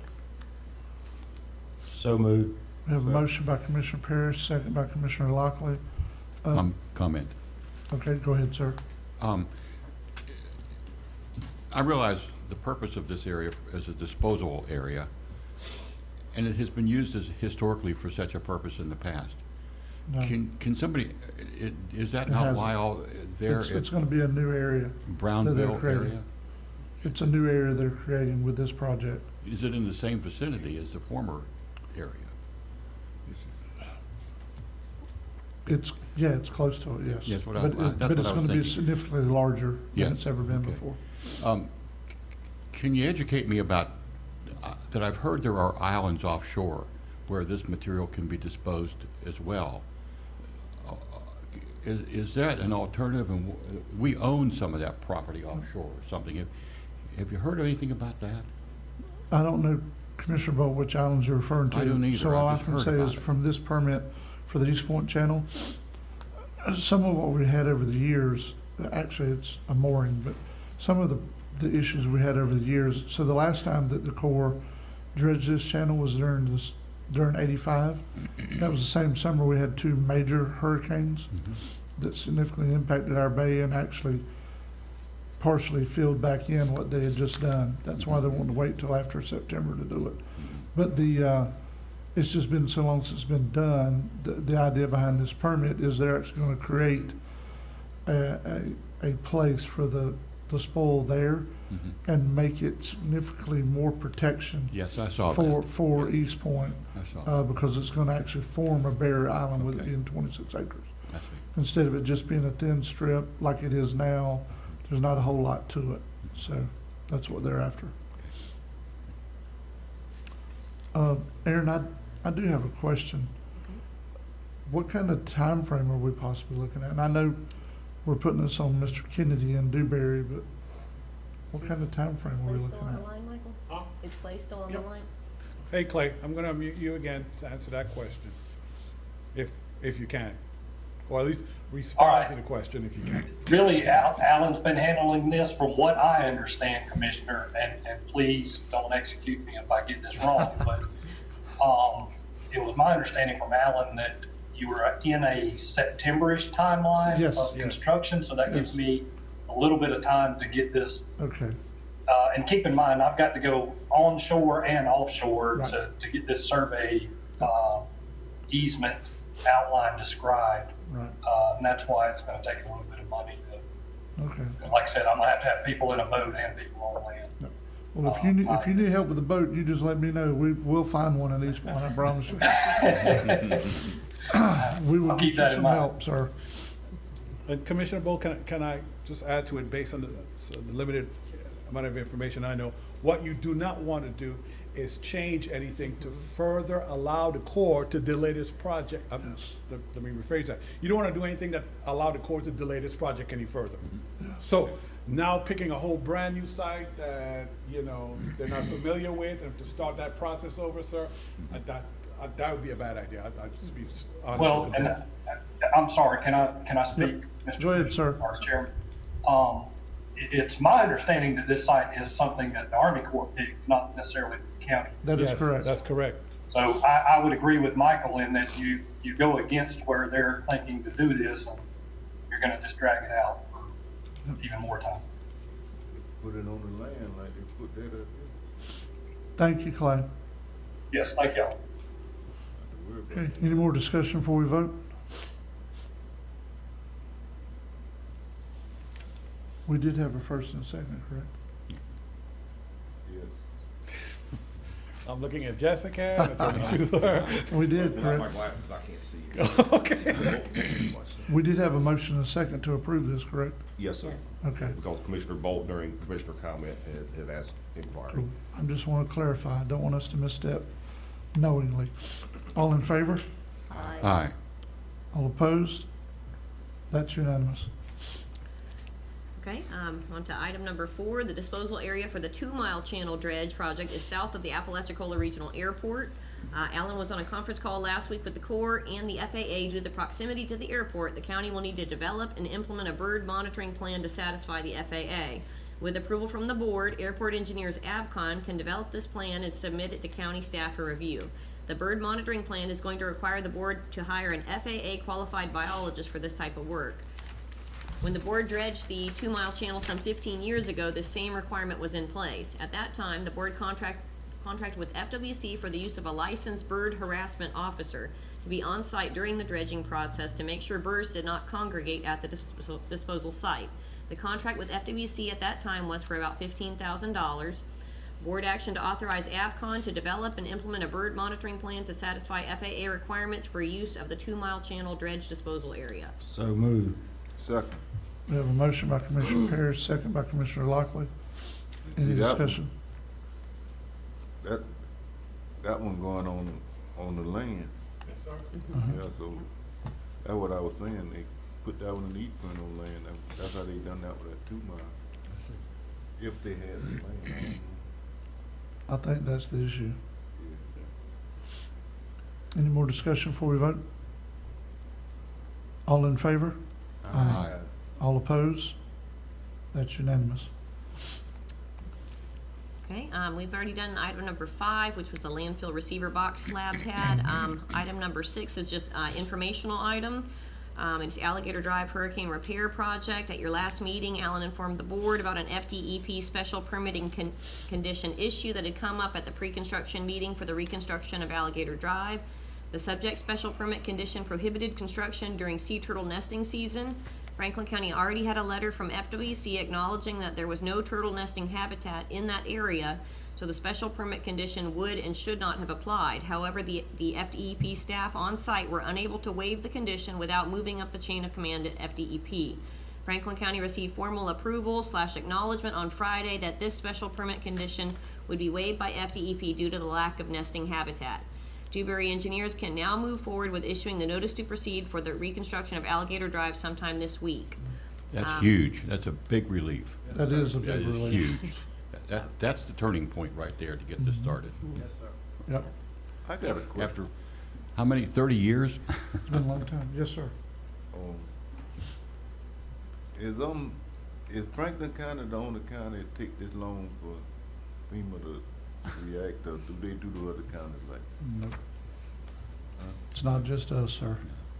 Not just us? No. Yeah, it's unfortunate, anything, as you move, up in government, when you get to the federal level, it's very difficult to get things approved and to happen. I mean, they take their time on disasters. And sometimes you be done had 2, 3 more. That's right. Happen before they fix it. That complicated this a lot. Yeah. Yep. And that, Monies from Hermine and Dennis got mixed and confused. yeah. That took a long time to get it coordinated. Right there. Look like they can react fast. That's just one man opinion. Good one. Okay, item number 7 is Buddy Ward Artificial Reef Project. Walter Marine of Orange Beach, Alabama will be in Franklin County on or around June 15th for deployment of the prefabricated articulated reef balls for the Buddy Ward Artificial Reef Project. The deployment is expected to be completed in 1 day, and the Apalachicola Artificial Reef Association will be on site to fully document and monitor the deployment. Item number 8, the preliminary estimate of taxable value. Franklin County Property Appraiser has provided the board with a good faith estimate for use in the 2021-2022 budget cycle. In the attached, the estimated taxable value of property in Franklin County is $2,310,915,668, which is an increase of 13.81% in value over the previous year. This percentage of increase fueled by sales data and new construction is the fastest rate of appreciation as seen by Franklin County since the crash of the housing market almost 15 years ago. The decline in values during the housing crash was so severe that the taxable value of property today is now just above the taxable value in 2004, which was $2.107 billion, and still 43% less than the taxable value at the high in 2006, when the taxable value was $4.112 billion. The revenue estimates for state shared revenues and sales tax proceeds will not be released by the Florida Office of Economic Development Research until sometime in July. When is the budget? When do we do budget? We will actually be doing the budget towards the end of July, Mr. Knoll. We got to get the budget workshop date scheduled. Anyone else have any questions for Ms. Aaron before we proceed? Thank you, Aaron. Up next, Mr. Morone, County Coordinator. All right, Commissioner, so we're on page 8 right now on my report. Item number 1, Mr. Jason Puckett submitted his resignation as the airport manager effective today, June 1st, 2021. My recommendation is to appoint me as the interim airport manager. This would allow the board the opportunity to determine the role and responsibilities of a future airport manager, along with a job description and salary before advertising for this permanent candidate. I also recommend transferring the grant and reporting responsibilities on a permanent basis to Ms. Erin Griffith, your fiscal manager, grant coordinator. The Commissioner says so I'm clear.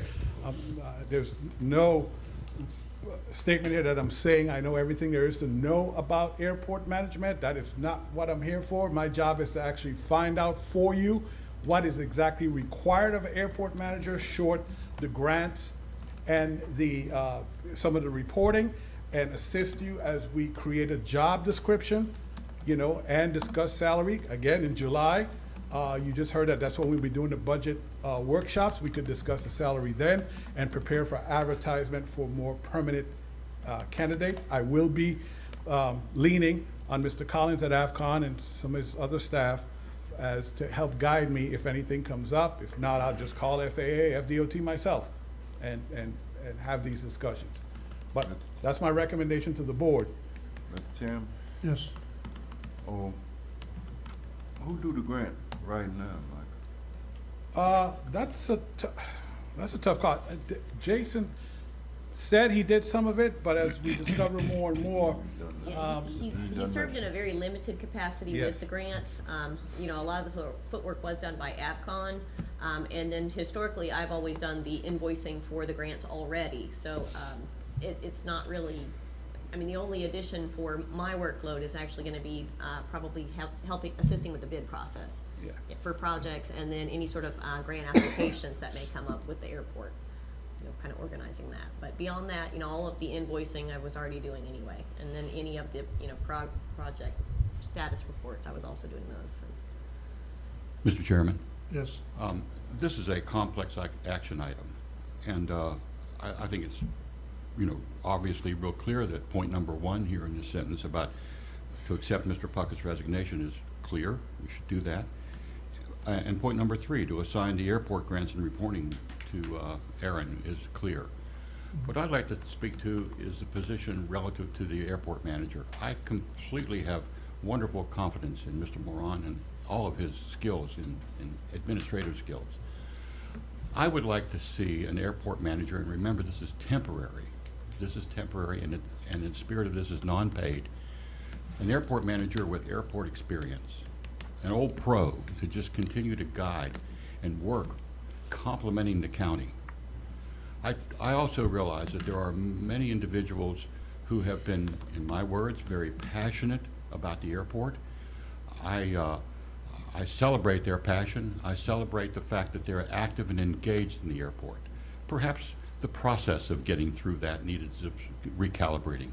What I'm recommending is that, and I've spoken with Mr. Ted Mostetler about his interest in being an interim temporary airport manager based on his old pro history and experience of that airport and understanding what's going on. I also feel that he has the kind of personality that can bond other passionate people and bring constructive written comments to this board as we go through this process. So in summary, what I'm saying is dissect out and let's have a conversation about the interim airport manager, separate from point number 1 and 3. And I added my basis for that. Okay. Is that a motion, Commissioner Bolt? Yes, let's make that a motion so we can work on it, please. Okay, well, please clarify what your motion is then. The motion then would be, number 1, to accept Mr. Puckett's resignation, and the second point would be to assign airport grants and reporting to Ms. Erin Griffith. Okay. And then my sub-motion is to discuss the airport There are no manager. sub-motion. You have to have a Wanna do motion that? second. Okay. Had to vote on it. Okay, and we'll vote on those 2 Sorry. points. Didn't Okay. work that way. Okay. So we have a motion to accept Mr. Puckett's resignation and to permanently assign Ms. Erin Griffin to airport grants and reporting. I'll second.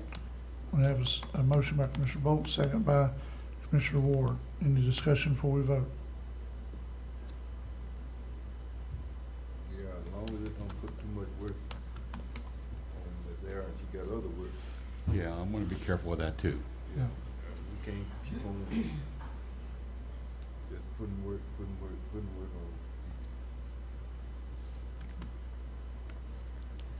Any more discussion? All in favor? Aye. All opposed?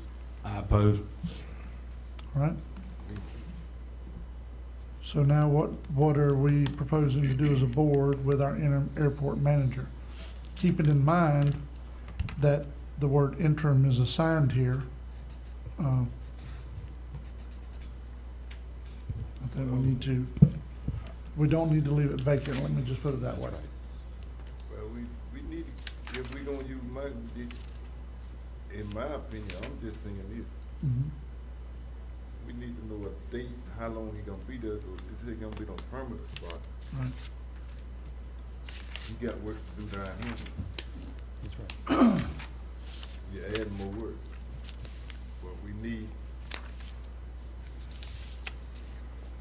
Well, I think another personality in the airport as the airport manager will help complement Mr. Moran. But I do think you should have a bookend on time.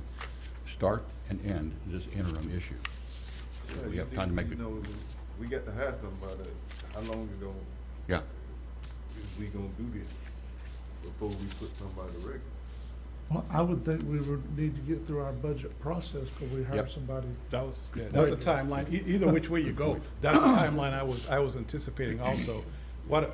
Again, as a manager, I would have a chance to figure out exactly what a manager does, you know, what is expected. I will compare it to other counties with similar size airports. Bring that back to the board to help you create a job description. And then we need to discuss salary at the budget workshops. And with that, you have that package that you could then advertise, you know, to get a permanent candidate. So 60 days, maybe 90 days, you know, depends on, you know, some of the discussion with the board. Excuse me, with the board. So, I mean, either which way. Well, my thing, they got to have some money in there now, because Yes, sir, they need somebody boots on the field at that airport. Yes. Then we need administration for Mr. Moran, just like he just discussed. That was the problem with Mr. Puckett, is that the complaint you hear the most is that he wasn't here enough in the county at the airport working, you know? And again, Commissioner, know that what my role, what the intention was, is to help this board get towards a permanent candidate. That's where we're heading. Mr. Chairman, I'd like to make a motion, and Mr. Mostetler's here, if I could ask him. Mr. Mostetler, would you be interested in taking over the interim airport director, till we can figure out a permanent position, permanent person? Yes, ma'am, I would be very interested. Thank you very much. I'm gonna make a motion to. Wait a minute, I wanna ask, you ever done this before? Yes, sir, I have done this before. You managed the airport? Yes, sir. I was the airport manager for 15 years. Yeah. Until I was pushed aside by Mr. Pierce, so. What did he say? Can I have? They were pushed aside by Mr. Pierce. That's historical. I thought that man was the airport manager, wasn't he? Who, Jason? No. But he was absent. Oh, no, he was the old FBO. He was there before Crystal. Oh, what is it? Yes. He's talking about, Ted, he's asking about who was the FBO, prior FBO? Oh, the FBO? Yes. The Crystal Air before Centric now. Before and those Bill two. Ruick before that. AI. Ruick, that's who Commissioner Lockley thought was the airport manager. Oh, no. Yes. Kendall Wade was the airport manager in name before me, and I was acting airport manager under him. And then when Ms. Marshall came on board, she did not want to be the airport manager. So that's how I ended up being airport manager. I submitted a resume, and the board treated me as an employee. Although I was not, it's strictly a volunteer position. I believe Alan was the airport manager himself. No, Alan took over in 2013. 2013. Okay, so we have a motion on the floor by Commissioner Ward. Second. Second by Commissioner Bolt. Any discussion on this before we vote? And the motion is to appoint Mr. Mostetler as an interim airport manager. And I'm thinking at the most we would be looking at would be definitely by the end of September, before we start our new. Oh, yes. Our new year. I would hope we had to add it. Yes, sir. The very most that we'd be doing any intern manager, not just Mr. Mostetler. What's the difference in him and Mike? No idea, sir. For me personally, Mr. Chairman, and nothing against Mr. Morone or his skills, I just don't want, and I asked Aaron if she was okay with this grants thing, I don't want any more undue necessary stress on our county staff. They do a phenomenal job already, and I just don't want any more, like as you were saying earlier, Commissioner Lockley, I don't want any more added stress or burden to these individuals, personally. That's why I think we should get someone that can work in direction with Mr. Morone to try to figure out what this board's direction is to get a permanent replacement. That's just my thought. I heartily support that comment. Why we can't go out advertise for this? Well, We can, but that's part of what Mr. Morone was asking, to be able to form what we needed to bring back to us. Exactly. So all I was trying to do, Commissioner, let me be clear, commissioners, so you understand, I was trying to, I guess, have less people in the path of trying to figure out what you want as an airport manager. That's basically where I'm heading. Again, and yes, and I have no, Commissioner, I have no problem that if there's a question that I don't know, I can't get answered, that I won't call Mr. Mosteller and say, hey, Ted, tell me something. How did this happen in the past?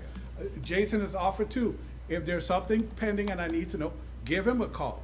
But I was trying to find a path, and Ted, don't take this the wrong way, of least resistance to get the information that this board needs to create a job description, to pick a salary, to go out and advertise for this position. It wasn't, you know, it's no more than that. You know what I mean? It's basically, you guys have tasked me with doing that for other situations, so it's no more or less than that is what I'm doing for the board, you know? And Ted, I didn't mean that I was trying, that you would be resistant. That's not my point. I was just trying to find a more direct route to get it done. If I'm appointed, I would work directly with you and the board to all issues. It's just, we need somebody on the ground at the airport. We don't need somebody in Georgia. And we definitely don't have that anymore. Yeah, we learned from that mistake. So if that's what you want to call it, you know. I'm quite aware of that, but I still want to know. I still need to know, Ted, and I ain't taking nothing against you, but what happened the last time? Why they changed from when you were there? I would like to know that too, sir. Well, see that? Because I thought I was doing an excellent job in my position. And it was just... What I was going to say, to be fair, I think, because Ted made a statement that Alan pushed him out, I think in all fairness, Commissioner, before you consider that or take that as testimony, you would need to hear Mr. Pierce's side of that story. I think it'd be unfair to put all the weight on what you've heard here and say that is the path to go. Again, you know, I mean, I hear what Ted is saying, but I think there's more to it than what's being said here today. Well, if I may, say this, there are only 2 commissioners on this board that was on the board in 2013, presently. So as far as answering something that's in the past, I don't see where we need to answer that. I just don't. Mr. Chairman, if I may, sir, hold on just a second. I'm sorry, go ahead. I'm sorry. I don't think there's any sense in reliving the past when the majority of this board was not involved in those decisions, those times, or what was going on at our airport. Today is a completely different day. This is a new day, sir. And I frankly don't think that all that stuff needed to be included earlier. Okay. To be honest with you. Mr. Chairman. Yes. As I see the summary of our conversation, we have 2 complementary pathways. We have the administration capabilities of Mr. Moran, and then we have that old pro, understand the airport knowledge of Mr. Ted here. And I see them as both equally cooperating. Ted being our interim airport manager up through September 30th, 2021. In the meantime, complementary working administratively to figure out the new description of the full-time permanent airport manager should we go that direction. And I would, perhaps that's, well, that's how I support Jessica Ward's motion. Any more discussion before we vote on this item? All in favor? Aye. All opposed? I oppose. Passes 3-2, Jessica. Go ahead, sir. Okay, item number 2. Thank you. Oh, let's talk about this big meeting. So I attended this 8-county oil spill administrators meeting hosted by Senator Broxton and Gaynor on Monday, May 24th. The purpose of the meeting was for all 8 counties to express concerns and suggestions regarding the Triumph application process, with more funded projects as the end result. Job creation requirements, clawback clause, Increase in infrastructure projects and small county versus bigger counties obstacles were discussed during a closed-door session. Later that afternoon, the senators invited Triumph representatives, Chairman Don Gates, Mr. Rick Harper, who's the economist for the Triumph Board, and Alan Manning, he's the general counsel, to the meeting and presented the concerns and suggestions discussed earlier. During the Triumph representative dialogue and exchange of information, there was one suggestion from the representatives to the 8 counties, especially the smaller counties, including Triumph in the early stages of planning or considering any project, say that again, project, so they can assist with the application process. With that in mind, and based on an offer from Mr. Rick Harper, the economist, to meet with county representatives, I suggest that the board consider authorizing Chairman Jones, Mrs. Erin Griffith, and I to meet with Triumph representatives to discuss Franklin County's unique issues and perhaps generate some possible projects that Triumph would consider. So, basically, commissioners, there was a closed-door meeting. We presented the 2 senators with some of the concerns that we had. I listed them out for you. And then they invited Chairman Don Gates in the meeting, along with the economist and the attorney. And the senators took our concerns and issues and they presented it to Mr. Gates. So they didn't, hopefully, based on the questions, the chairman and the Triumph staff didn't know most of the questions, which county it actually came from. That was to shield your 8 counties, basically, is why they did that. So it kind of went back and forth for a while. The best thing out of that, like I said, is the outreach from the economist. And he sent me an email also after the meeting saying, look guys, Franklin County, you're not spending your money. Let us help you help yourselves, basically.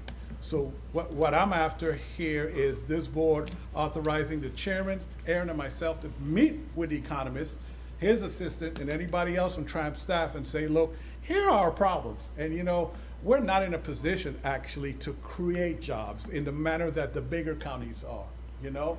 So help us, you know? Can we build a new EOC with this? Can we do some, not infrastructure, but economic development at the airport? Since they've already funded a project at the airport, can we add to that? You know, what can we do to basically get our application funded is a nice way of saying it. Build a hospital. Build a hospital. That's the thing I push the most, Commissioner, because I think there's a possibility that we list our partnership with with Alliant, with TMH, and perhaps the school has a nursing program that we could both benefit from that. Us offering the program, us with the new hospital, and then their nursing program being counted, people that graduate for jobs at our new hospital. You see, so that's one of the things that I'm pushing. And they had 3 or 4 of their graduating seniors the other night that had already gotten the certificate from the school for their CNA stuff. Yes.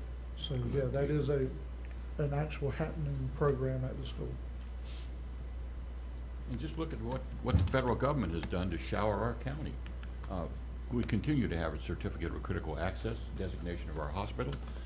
Look at Texas A&M University and the staff that they sent to facilitate. Look how we listened to that, and now we have a management company that we have inaugurated, and that management company now brings in TMH and a new bought and paid for physician for Franklin County.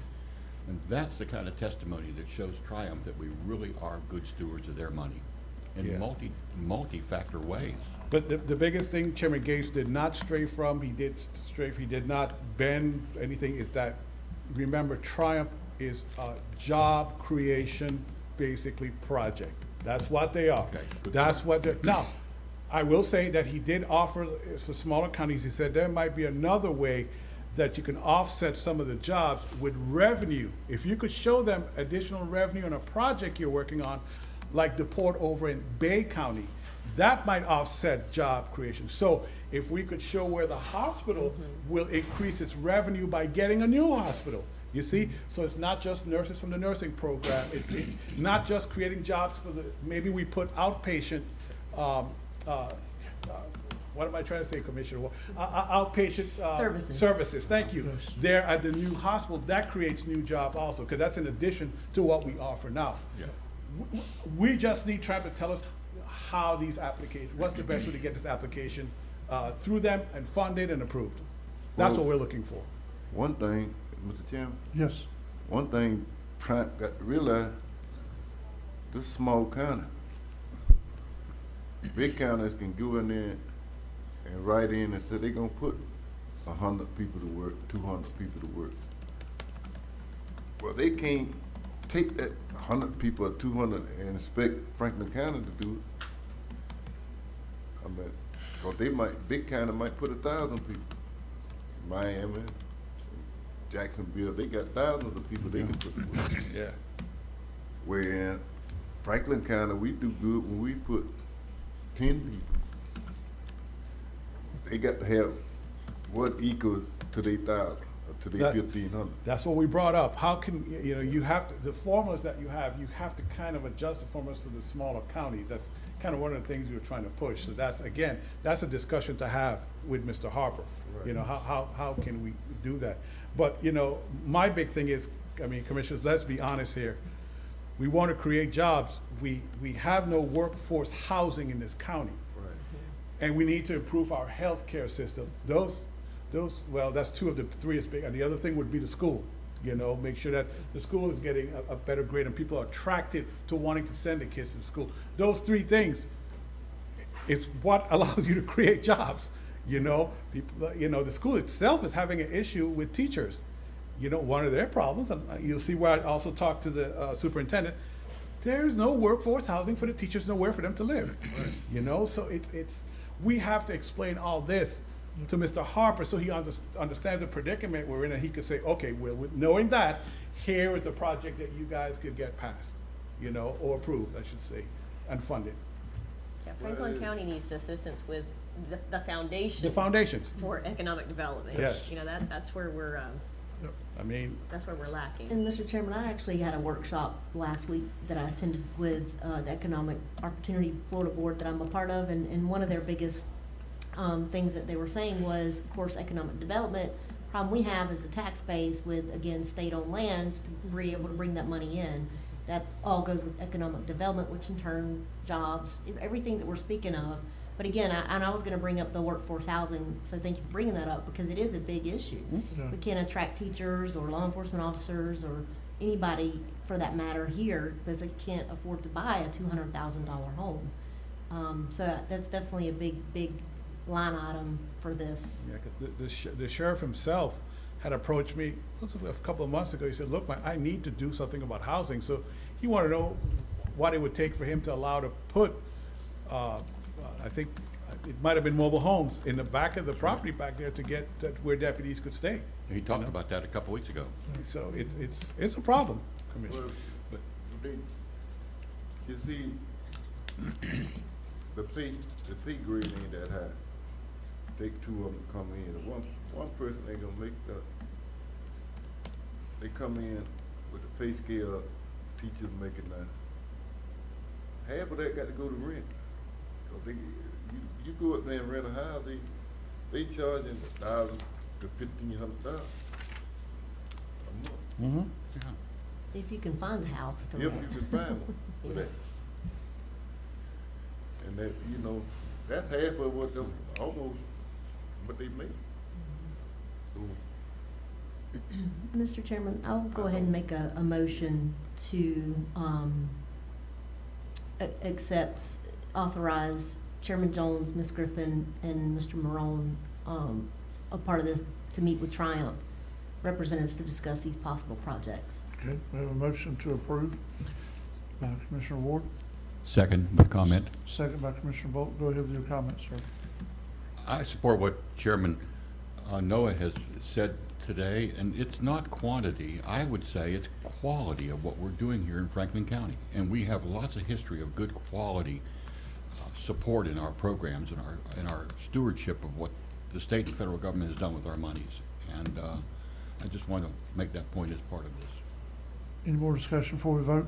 yeah, cause them people sitting back like, man, I'm an old man. I be watching stuff all my life. Some people is sitting back there on that boat, in the hoodwink up and try to take their money down south or to their account. That's why they sitting back there playing games. But they got some buddy system, and if we don't use this money, talking about it, it's gonna be in Miami, where Gates from, I mean, what that man name was over the boat, where he from, in his hometown, Panama, or somewhere, Pensacola. Walton County. Walton County. Walton County, that money gonna be spent there. Well, y'all didn't use it, okay. Play with it if you want. We got to move, so let's get on the boat and make them think that it's not us, it's them. If we lose, we gonna make them look bad. Don't make us look bad, saying we ain't asked for it. We got to do something. Any more discussion before we vote? All in favor? Aye. All opposed? That passes unanimously. All right, Commissioner, on to item number 3. Can I ask one more question? Yes, sir. Before we move on.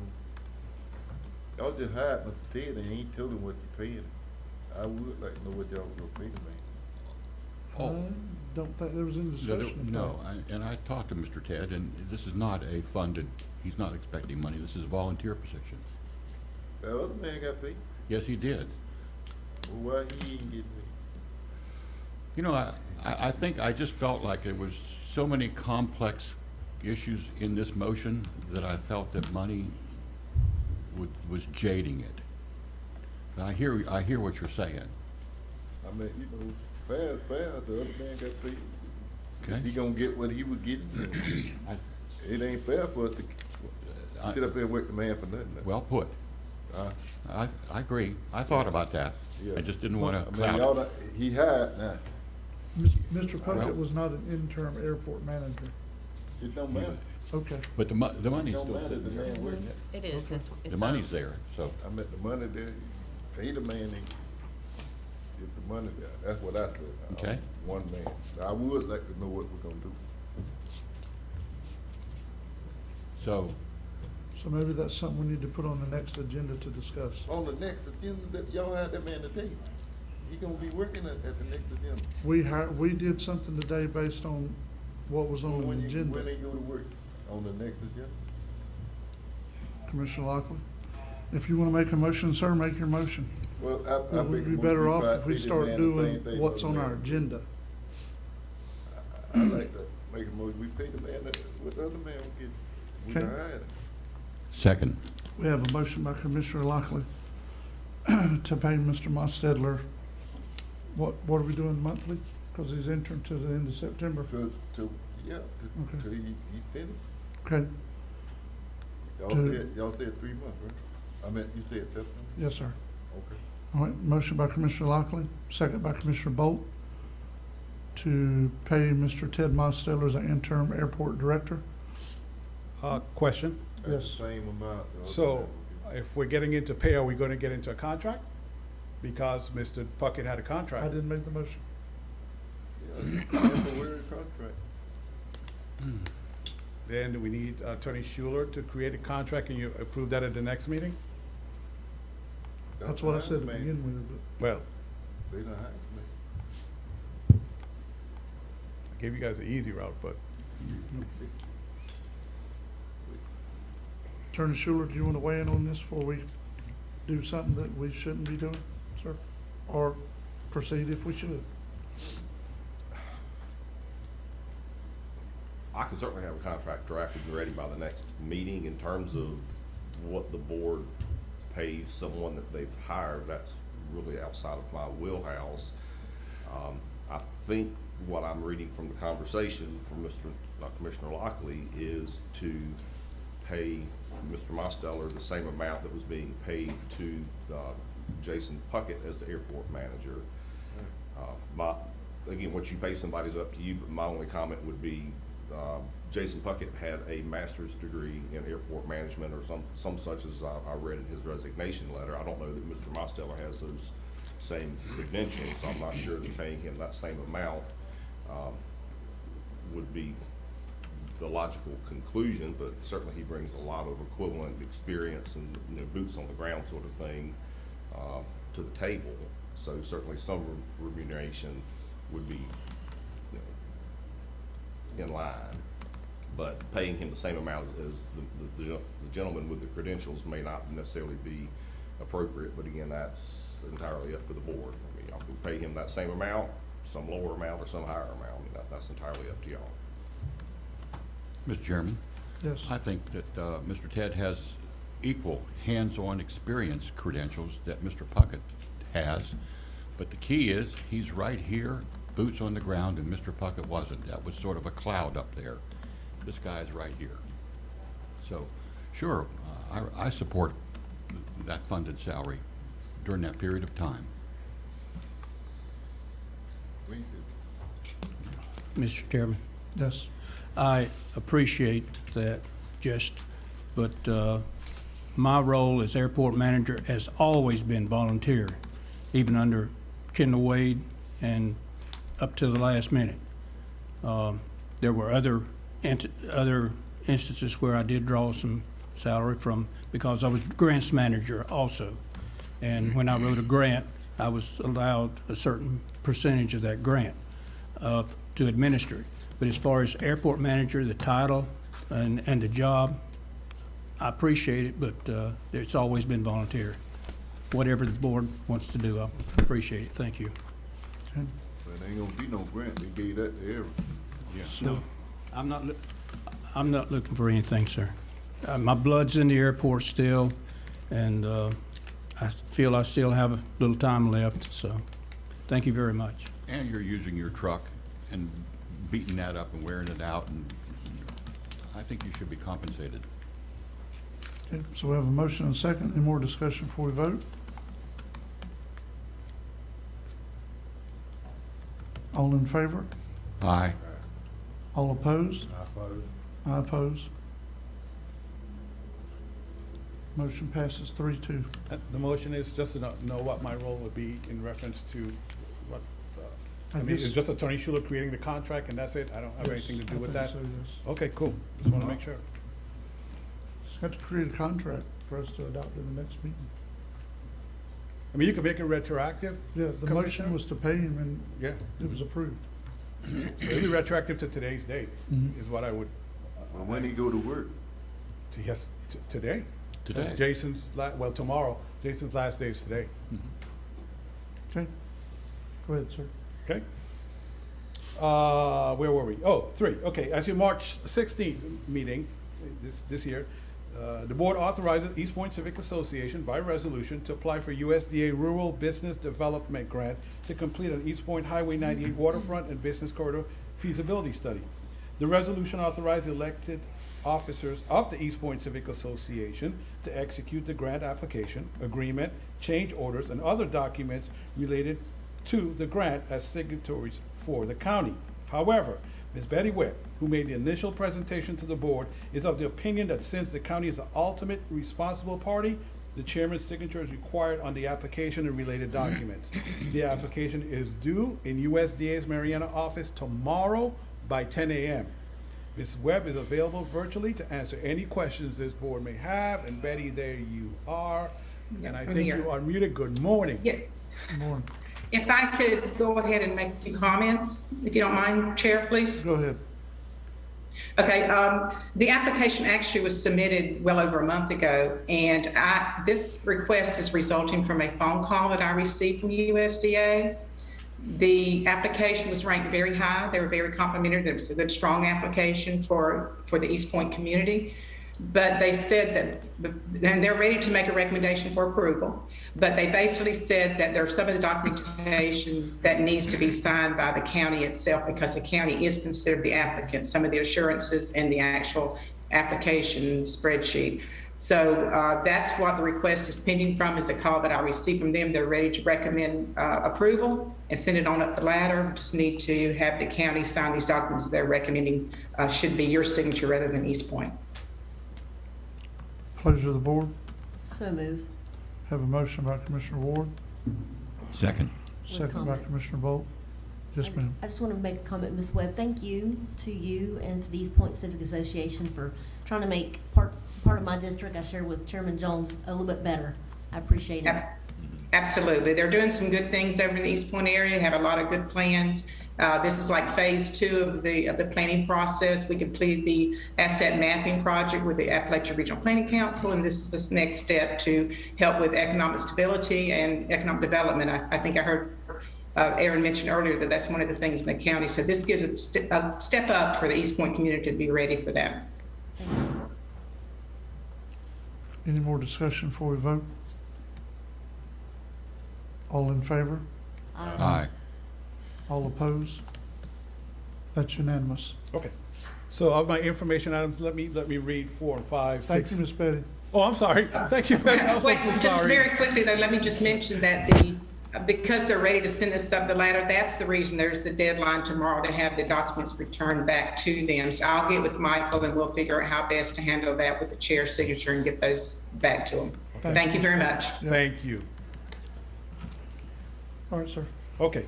So 4 of my information items. Based on the board's request, a structural engineer inspected the courthouse for any indication that the undermining issues on Leslie or Forbes Street may cause structural issues in the courthouse.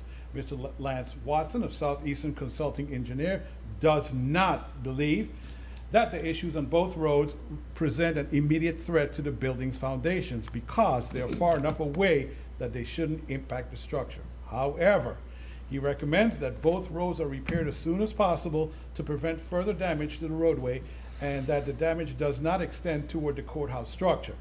There are some other issues that may have been caused by damaged infrastructure and recent hurricanes and storms that need to be addressed. Mr. Watson and I will meet in the near future to discuss addressing those issues. I'll continue to update the board on this matter.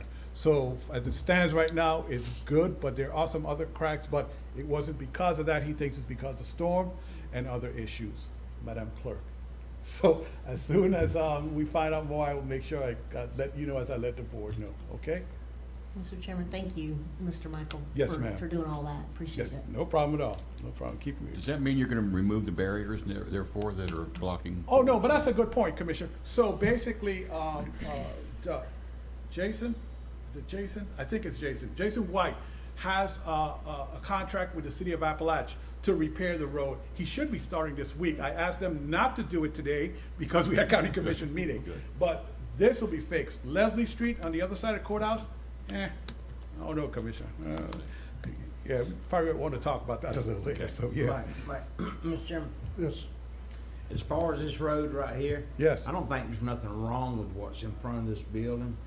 Right here on that corner where you got that little Yes. place is where all that, the pumping station was Yes. being overwhelmed and all that.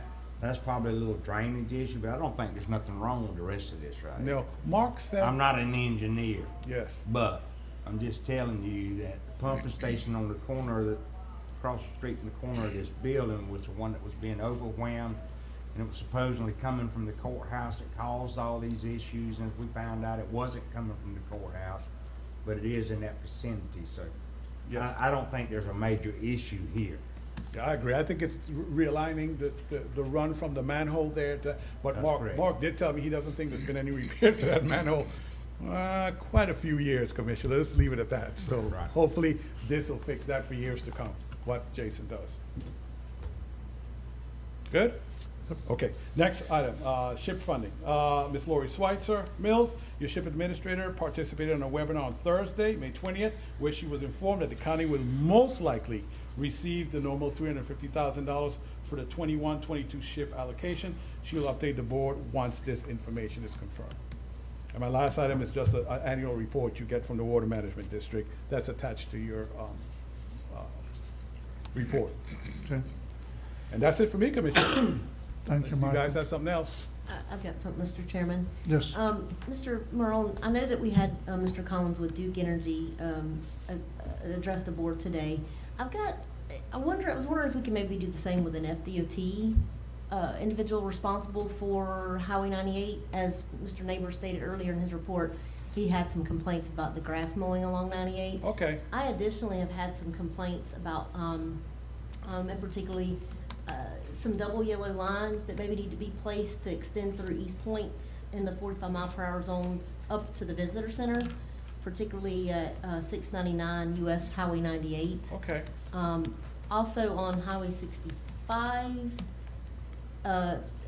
speeding, I know that right there before CC Land Road, the speed limit goes straight to 60, and then they go to the residential area, so everybody's going like 60 miles and above, and going through the residential areas. I had someone say that she almost got rear-ended because everybody was just trying to just speed to get to the beach or to get back home, and she went to go turn into her driveway and almost got slammed because they're exceeding 60 miles an hour past the residential area, which I was thinking we can maybe get the speed limit changed to 60 past, once everybody's past the residential area. Okay. Up past the jail or wherever.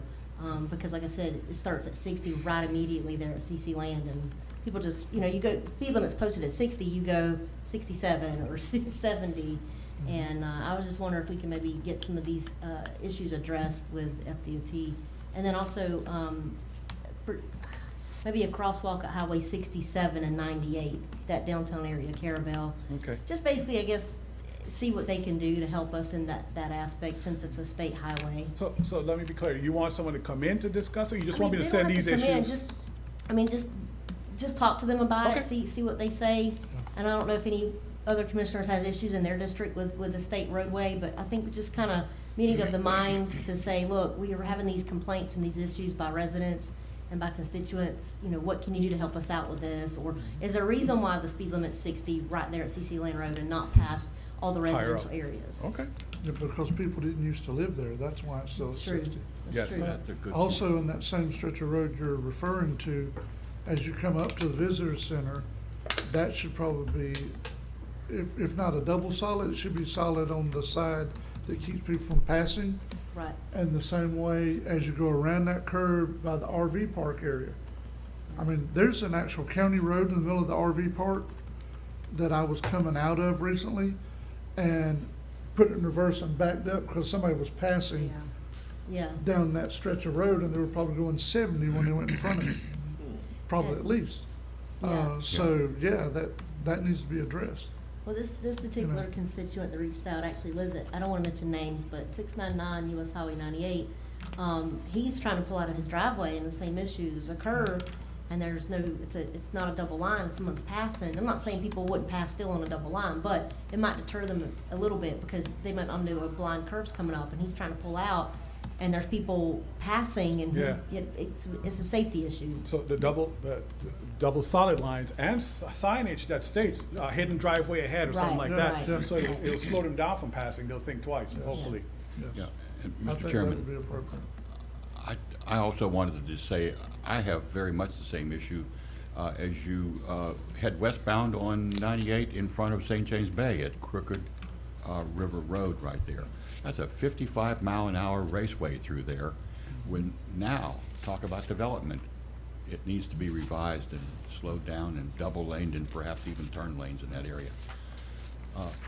Isn't it Benny Jacobs? Benny Jacobs, yeah. He is the grounds guy on the ground. And Yeah, give but us if some you insight. start trying to add a turn lane or something, that would be higher up. Oh, yeah, because right. they're just a contractor, Right, Mr. Chairman, right. so they would have to send that request on, like we did with the crosswalk on Carabel Beach. Yeah. Yes. So, Yeah, we can start what I'll developing do, I get everybody to send me their concerns, and let me reach out to Benny with one big comprehensive email and see how he responds to All right, I'll that do and what that. we need to do, okay? Thank you. You're welcome. Anyone else have anything for Mr. Morone? Well, Michael, if you're not busy enough, I have something else, some research I want you to do on behalf of the board as well to bring back to us. Okay. So, I don't think a lot's changed in the law, but just a lot's changed in the way technology, the way we handle things. I think you need to find out what it would take for all of us to get a county cell phone. Okay. Because we have watched again and again in our ethics classes every year, you know, we all have our own personal device that we're doing county business on. And I just think, just like we have an iPad to do our stuff for the board meetings, we need to have a separate phone device. So that's where we're getting our phone calls, our text, our emails.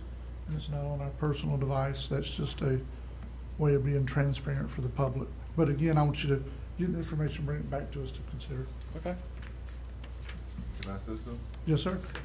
That's a good thing if you want it, but I you know, y'all get one, I don't want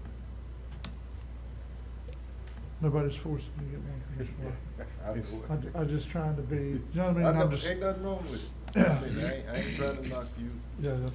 but I know what, well, see what the thing is,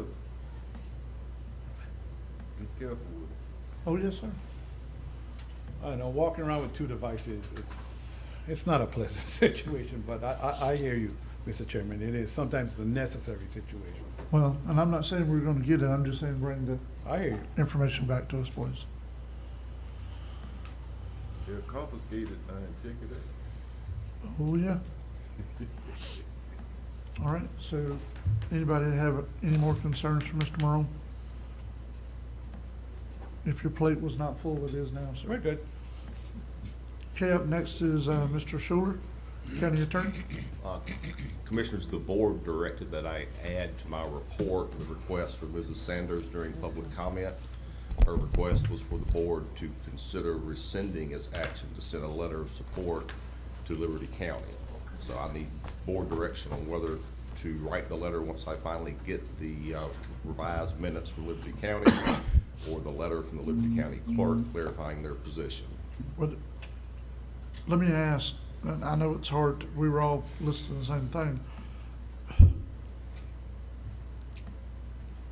Was Ms. Sanders wanting us to rescind the letter, or she was just stating that we maybe didn't know enough about the history of the area? What? She doesn't want the letter to be sent, is what I understood her to mean, but I will defer to the board's interpretation. I mean, I concur. policymaker. I've had lengthy conversations with the Sanders family, and they want that letter rescinded. And I've got some support to make that statement as well. Well, it was an action done by this board, so. Unless the board takes action rescinding its directions to me, once I get the complete information from Liberty County, then the letter will be sent or directed to the chairman for the chairman's signature to be sent, because those are your instructions to me. So where are we at in the process of actually writing the letter? Were we waiting for some information from Liberty County to begin with? Mr. Morone forwarded me an email from the Liberty County clerk, which confirmed that there was some board action that Liberty County taken, added to the agenda of their May the 6th meeting, I believe they said, and offering to send a letter to Mr. Morone.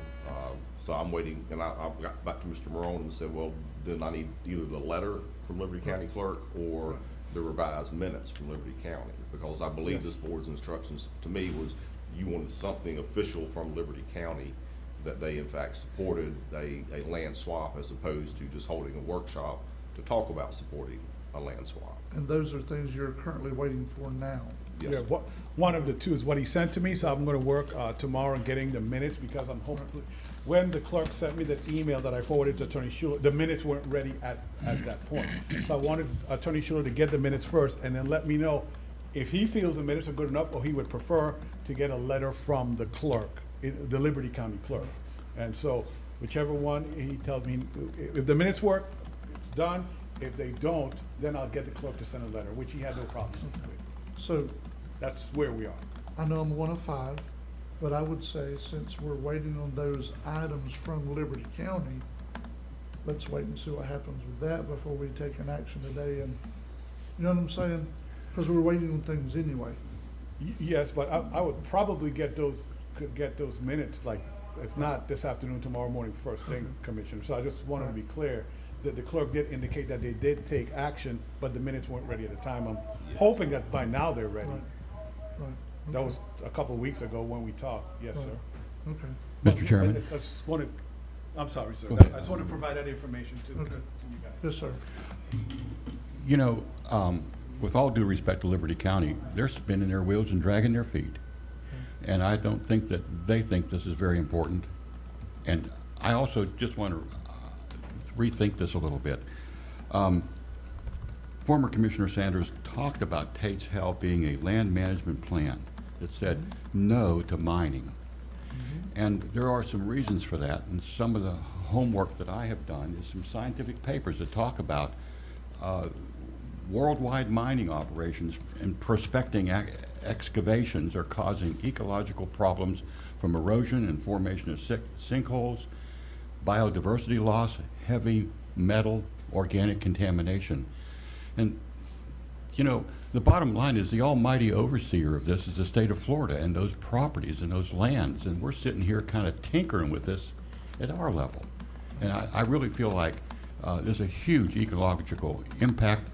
Scientific papers I'm going to give to the clerk that support this point, and I say we just withdraw our interest to Liberty County in getting that information. It's been cloudy and confusing, and I think that speaks a whole volume of just stop it, and we're not interested in supporting mining that affects our forests. So may I make a motion that we simply rescind our interest in writing this letter? I'll do that. I'll make that a motion. We have a motion by Commissioner Bolt.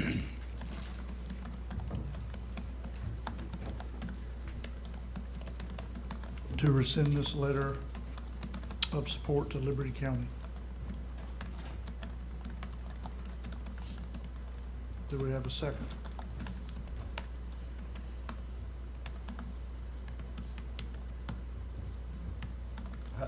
Mr. Chairman, I didn't support sending the letter to start with, so I'm not going to second rescinding the letter because I didn't vote for the letter to start with. So Yes, sir. that's why I'm not going to make a second. Yep. Because I already knew all these things that Commissioner Sanders said this morning, and now that Commissioner Bolt has learned all these things, Yeah. I already knew all that, which is why I didn't support sending the letter to begin with. Yeah, and you've had the benefit of the history, which I really appreciated too. I did. That I did not. So without a second, the motion dies. So I guess we'll be waiting to see what Liberty County produces with this, with their stuff, and we'll go from there, just like we were already doing, sir. Yes. Go ahead, Mr. Chair. Chairman, do you want me to proceed with my report or wait until Commissioner Blackley returns? What's next on your report? I'm sorry. The settlement of the two lawsuits. Yeah. Wait. Yeah, I think we need to wait. I think so. Can we just take 5 minutes and then we'll come finish your report and be done? Yes, sir. Thank you.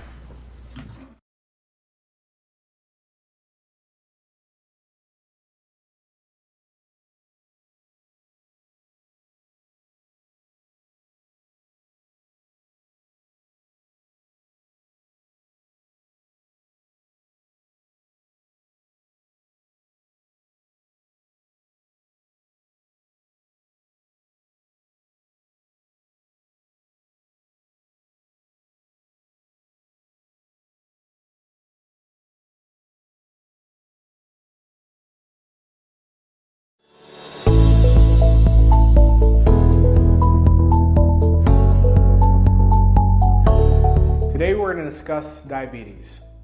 Another chronic condition that we face a lot in primary care is diabetes or insulin resistance, specifically type 2. With diabetes, not only can you manage it with improving your diet and decreasing carbohydrate consumption, but there are plenty of medications that are out on the market that attack that pathology from different directions. And if you have any questions or concerns, or you want to talk about your diet or preventing the progression of that disease, come see me at Weems Memorial and I'd love to take care of you.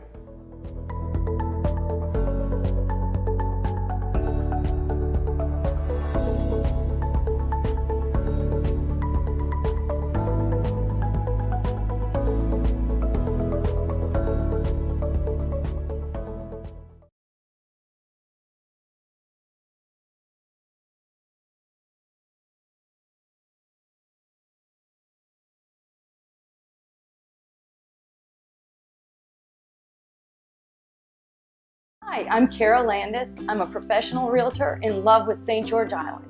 When my husband and I and our dogs moved here in 2002, it was the beginning of an adventure that has never grown old in a community that is amazing. If you're thinking about moving to St. George Island or investing in our world-class real estate, then this community will be as important to you as the sand and surf. Well, Kara to me is much more than an agent. She's become a friend, and since we bought the house, we've needed work done, and she knows everybody there is that can help us with that. One of the key elements for the historical growth and value of St. George Island real estate is the fact that it's a great place to vacation and to live. The beauty of the Gulf of Mexico with its white sand beaches and blue sky has always been a magnet for me. It was love at first sight. As your realtor, I can help educate you on the various aspects of buying and owning coastal properties. From taxes to coastal setback lines to where to find the best oysters, it's all part of being your realtor. Too often our friends tell us of it being a hardship to buy a house, and the agent was gone as soon as the closing. We've had quite the opposite experience with Kara. If you're looking to buy or sell real estate on St. George Island, I'd love to work with you. Please call or text me at 850-653-7753.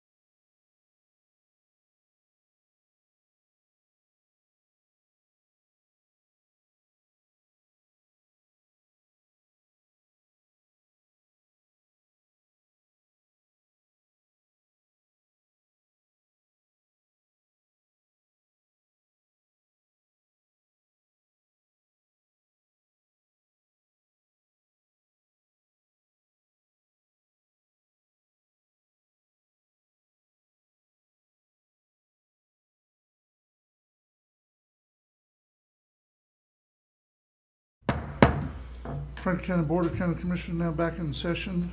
We're on Attorney Schuler's report, going on item 2, sir.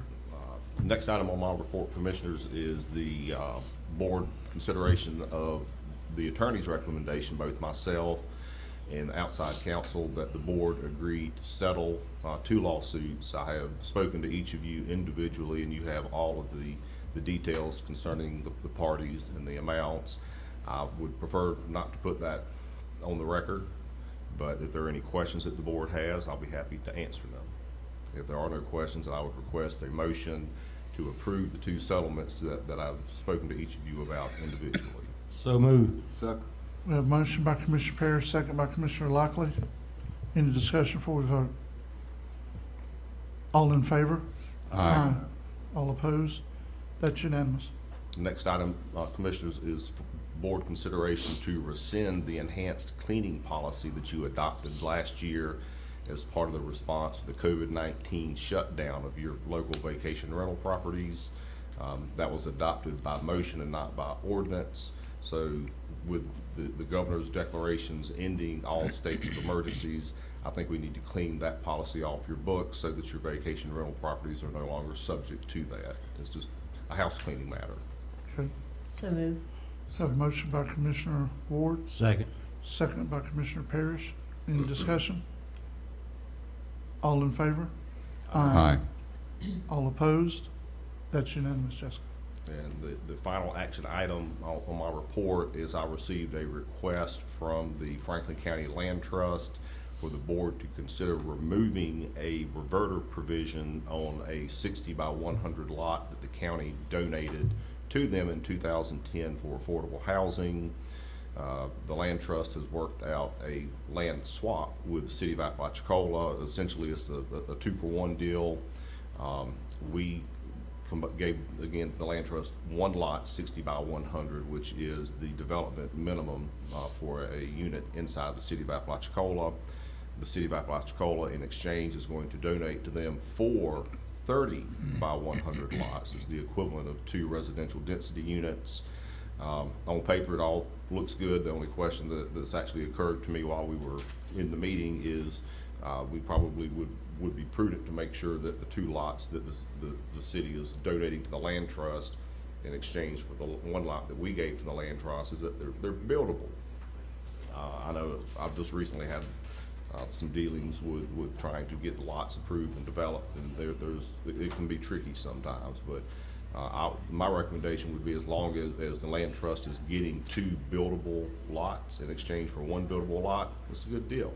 But ultimately, it's your decision whether to remove the reverter clause, which essentially would allow the city to do whatever. I mean, in theory, they could sell it and keep the money. They could use it for, I know there's been some discussion of stormwater management purposes or some other, but they would not have any restrictions on the use of that 60 by 100 lot, other than whatever restrictions are existing in their development code and their zoning code. Mr. Chairman? Yes. That was the one question I had that I was going to ask Cliff, but you pretty much cleared it up, is if we make this swap, that those lots that the city have given up, with the assurances that the city is going to allow those to be buildable lots. My question was going to be, are they high and dry cliff? Are they, I'm sure you've observed them, they are buildable lots from all intents and purposes? From everything I see, they are. I can tell you they're more buildable than the one we're giving up. Okay, so and just to satisfy the county, I'm sure the city will be putting a similar reverter clause in the lots we're receiving. Repeat that, please. The city will be putting a reverter clause in the 4 lots we're receiving. That reverter clause should come to the county, not the city. Because the county has a reverter clause on the property we're swapping. I don't want them to give you 2 lots and now they get the reverter clause whenever we're swapping a piece of property. That reverter clause says it comes back to the county. So I don't like that. If they're going to donate these to the land trust, now they're in control of, the land should come to Franklin County and then to the land trust. You understand what I'm saying? I understand what you're saying. I'm not sure. Well, you're an attorney, so you need to make it happen. If this board tells me that the lots donated by the city to the land trust must have a reverter in favor of the county and not the city, I can do that. But my suggestion would be, if they're giving us a 2-for-1, that the board would consider that only, one of the city lots would revert back to the county as opposed to both. So I'm gonna make a motion that we accept the land swap based on the attorney's comments, and it's the attorney's job to make sure that happens on the 230 by 100 lot. Make sure they're built. 30 by, that reverter on one of those comes to the county, which gives us the same option as we had on the land that you're gonna swap, Cliff. You understand what I'm saying? I understand. And if they want a reverter on the other 230 by 30 by 100 lots to go to the city, that's fine, but I agree with the attorney, and that's what we need to do, and that's gonna be my motion. Can I get in discussion before we? Go ahead, sir. Can I ask Commissioner Parrish one question, make sure I understand what you're saying?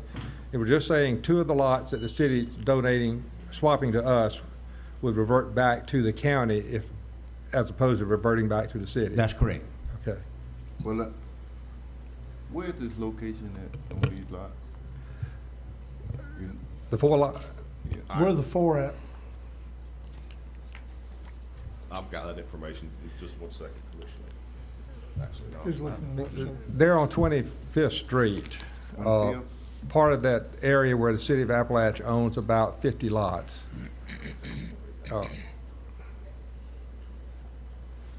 don't have the lot and block number handy. Oh, you don't? I do. Hang on a second. I got the lot and block number. I don't have the.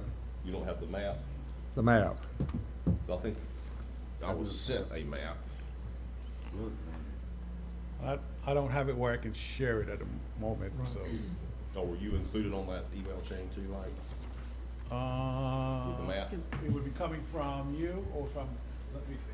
Probably pull it up on Property Appraiser's website if need be, if you know that's kind of where it's at.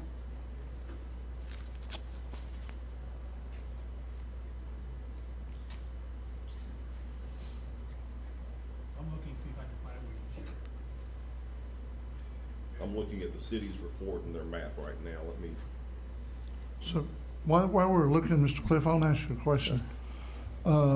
As pertaining to affordable housing, different things that are going on. Earlier you said that the city owns about 50 lots in this area? Yes. Okay. So obviously, we're not a part of the city. We can't tell the city what to do. But I'm just wondering why, if the city's wanting to move forward with affordable housing, they're wanting to tie it to a piece of property that the county had given to them, when they obviously have plenty of land that they could give up for affordable housing. I know it's a separate discussion, but it makes me wonder. You know what I mean? We're actually trading a lot that the county gave us off of 17th Street, which is an R1 zoned area, which requires a stick-built house. Right. We're swapping that to the county, and we're receiving 4 lots on 25th Street that we can put manufactured homes on. Okay. Okay. Now, just for the record, we are in a process of, the city has approved to donate another 24 lots to us if we can receive a Federal Home Loan Bank grant. Okay. The problem is the bank we were going through no longer is a Federal Home Loan Bank member, and we're trying to get it into this grant cycle right now. Okay. Well, that's good to know. That's good. Those are good things. I figured we had a minute in between while they're trying to look for maps, sir. I just sent Mr. Rowe an email. Okay. He'll get it pulled up in just a minute. All right. You showed unbuildable, Mr. Clear? Right there on 25th? He's saying, are those properties buildable? For sure. They appear to be buildable to me. Okay. There's a lot of big pines on it. It'll take some site work to get them cleared. My understanding that, you can remove pines if they're in the house footprint. But we have to go. We have to go through the whole city approval process to get permission to put manufactured homes on those lots. Okay.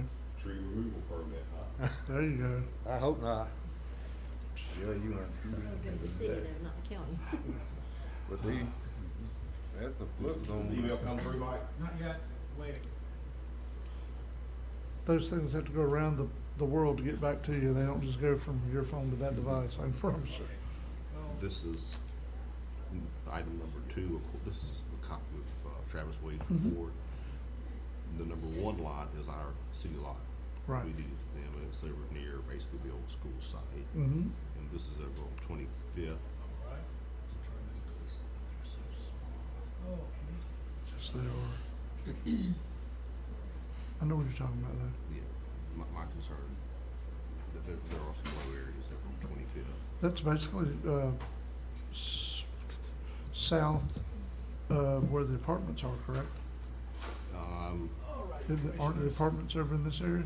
The apartments are, where's 21st? Yeah. Be a little bit to the villas would be to the west, basically. Okay. The villas. Okay, so I'm gonna have to move this as the screen is kind Okay. of big. You got Is it? that what you're looking for up there? Yes.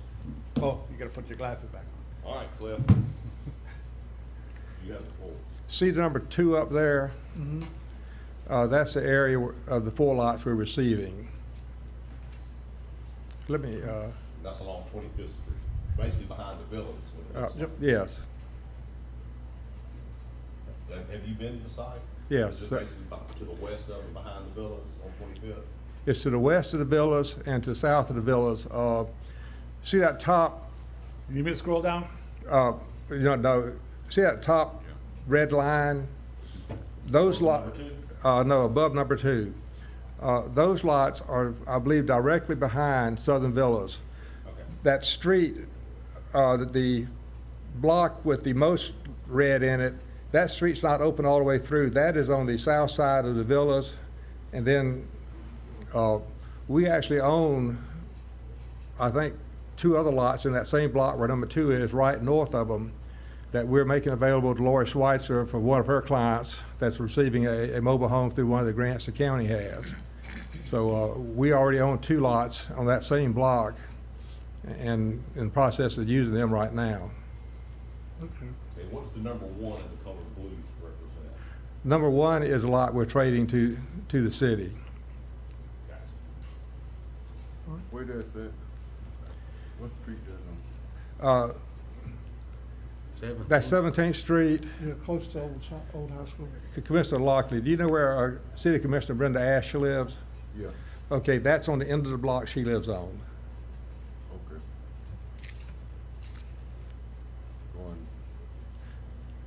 Going south? No, her house is, in the middle of that block. It's, you give my directions right, that'd be northwest of her.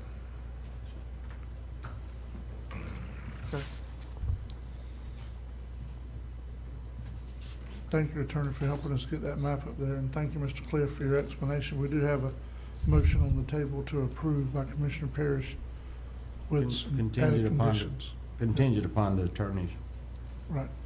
direction he's been given. I second it, but I wanna make sure they billable. Okay. Billable. So we have a second by Commissioner Lachlan. Cause it's, I know it's a flood, you're in a flood zone.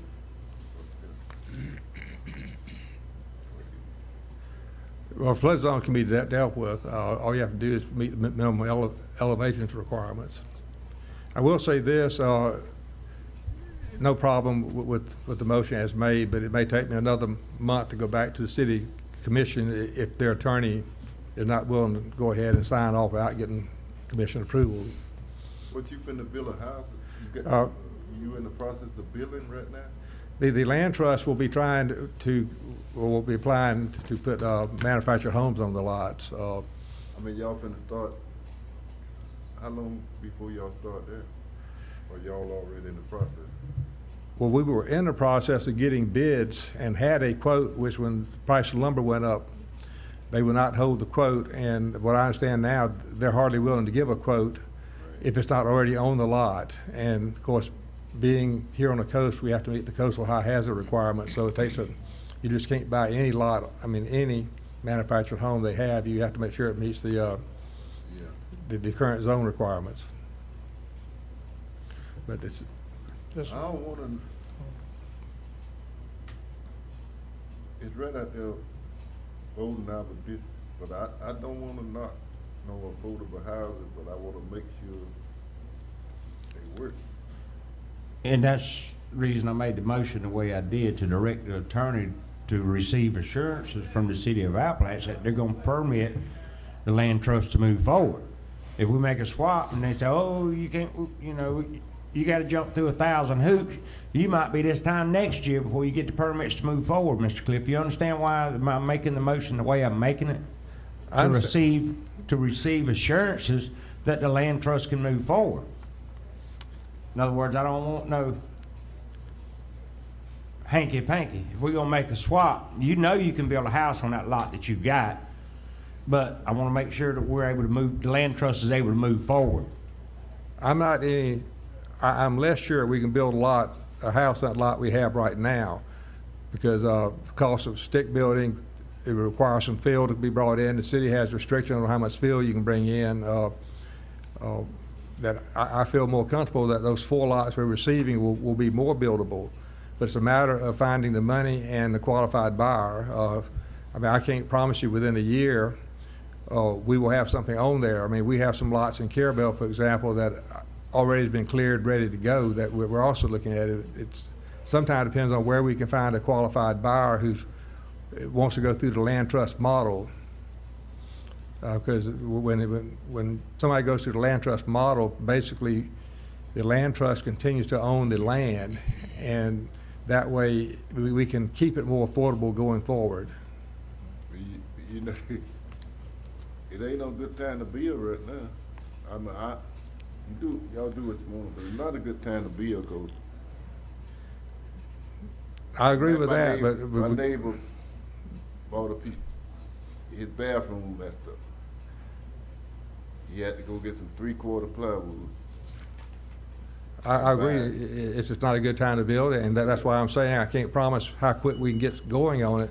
Because right now, as I said earlier, we had some quotes that they would not honor, and now they say they're not even. I heard they're not even building manufactured homes right now. The price of lumber has gotten so high. He bought a 3/4 sheet of plywood. It was $80 for 1 3/4 sheet of plywood. He bought 2. He needed 2. It was $80 a piece. I understand. I wish there was. I'm hoping maybe prices will start coming down towards the end of the year. Okay, so do we have any more commissioner comments before we vote? We do have a motion and second on the floor. All in favor? Aye. All opposed? That's unanimous, Jessica. Good luck. Yes. Go ahead. That concludes the action items of my report. There's an informational item. If y'all have any questions for me, I'll be happy to answer them. And then just for the record, I'm going to tender to the clerk the original of my report, as well as a May 27th letter that, at the urging of Ms. Griffin, was sent to the Department of Revenue concerning the ordinance that you adopted increasing the TDC tax. I understand from the executive director of the TDC, the Department of Revenue has already confirmed receipt and sent an email out confirming that the new tax will go into effect not August the 1st, but July the 1st. So Yep. that concludes my report. Thank you. Anyone have any questions for Attorney Schuler? I don't have a question, Mr. Chairman, just a statement. I know I talked to Attorney Schuler about this over the phone, but I have a couple of people reach out to me concerning the Leave No Trace ordinance, particularly in Carabel Beach, my district, McKissack Beach. I know that the Leave No Trace ordinance specifically states St. George Island from the research that I've done. The verbiage that's reflected there was a public hearing in February 2014 that reflected verbiage stating that all Franklin County beaches were covered. However, it failed with a 2-3 vote. They revisited it again just to kind of give you a background, and it stated specifically St. George Island verbiage about the Leave No Trace ordinance, and it passed. I have had people reach out to me stating that there are turtles nesting on Carabel and McKissack Beach from the Apalachicola National Estuarine Research Reserve, and I just was maybe thinking, and hopefully I'm one of 5, that maybe we can look at the Leave No Trace ordinance again to potentially reflect the other areas and beaches of Franklin County. I do realize that Carabel Beach is considered the bay and not the Gulf, because that was my first thing, is I didn't think turtles nested on the bay side, but apparently they do. According to an ANR study back in 2019, they had a big loggerhead nest, a couple of them there. So I just thought that maybe I would like to make a motion to revisit the Leave No Trace ordinance to potentially reflect all of Franklin County beaches in addition to St. George Island. Okay, so we have a motion by Commissioner Ward. Second. To take another look at the Leave No Trace ordinance and possibly amend some language in that ordinance. And we have a second by Commissioner Bolt. Any discussion before we vote? I will say this, I think there's some language that does need to be addressed, even in what we have now, so I'm in favor of that as well. If I may, Mr. Chairman, Attorney Schuler, does that mean the public hearing process? Oh, yes. Okay, just want to verify. Oh, yeah. Okay, any discussion before we vote? All in favor? Aye. All opposed? That's unanimous. Thank you. No problem. And you know what that just did, Mr. Chairman? When you just remember how that washed out Alligator Drive Road was approved for construction to begin, because FDLE did waiver the turtle nesting habitat that's not there. You see, Yeah, and how we DEP, reach out yes. and find more that we can protect on their behalf. There you go. DEP, yes, sir. All right, that's it for you? Yes, sir. Anyone have any questions for Mr. Schuler?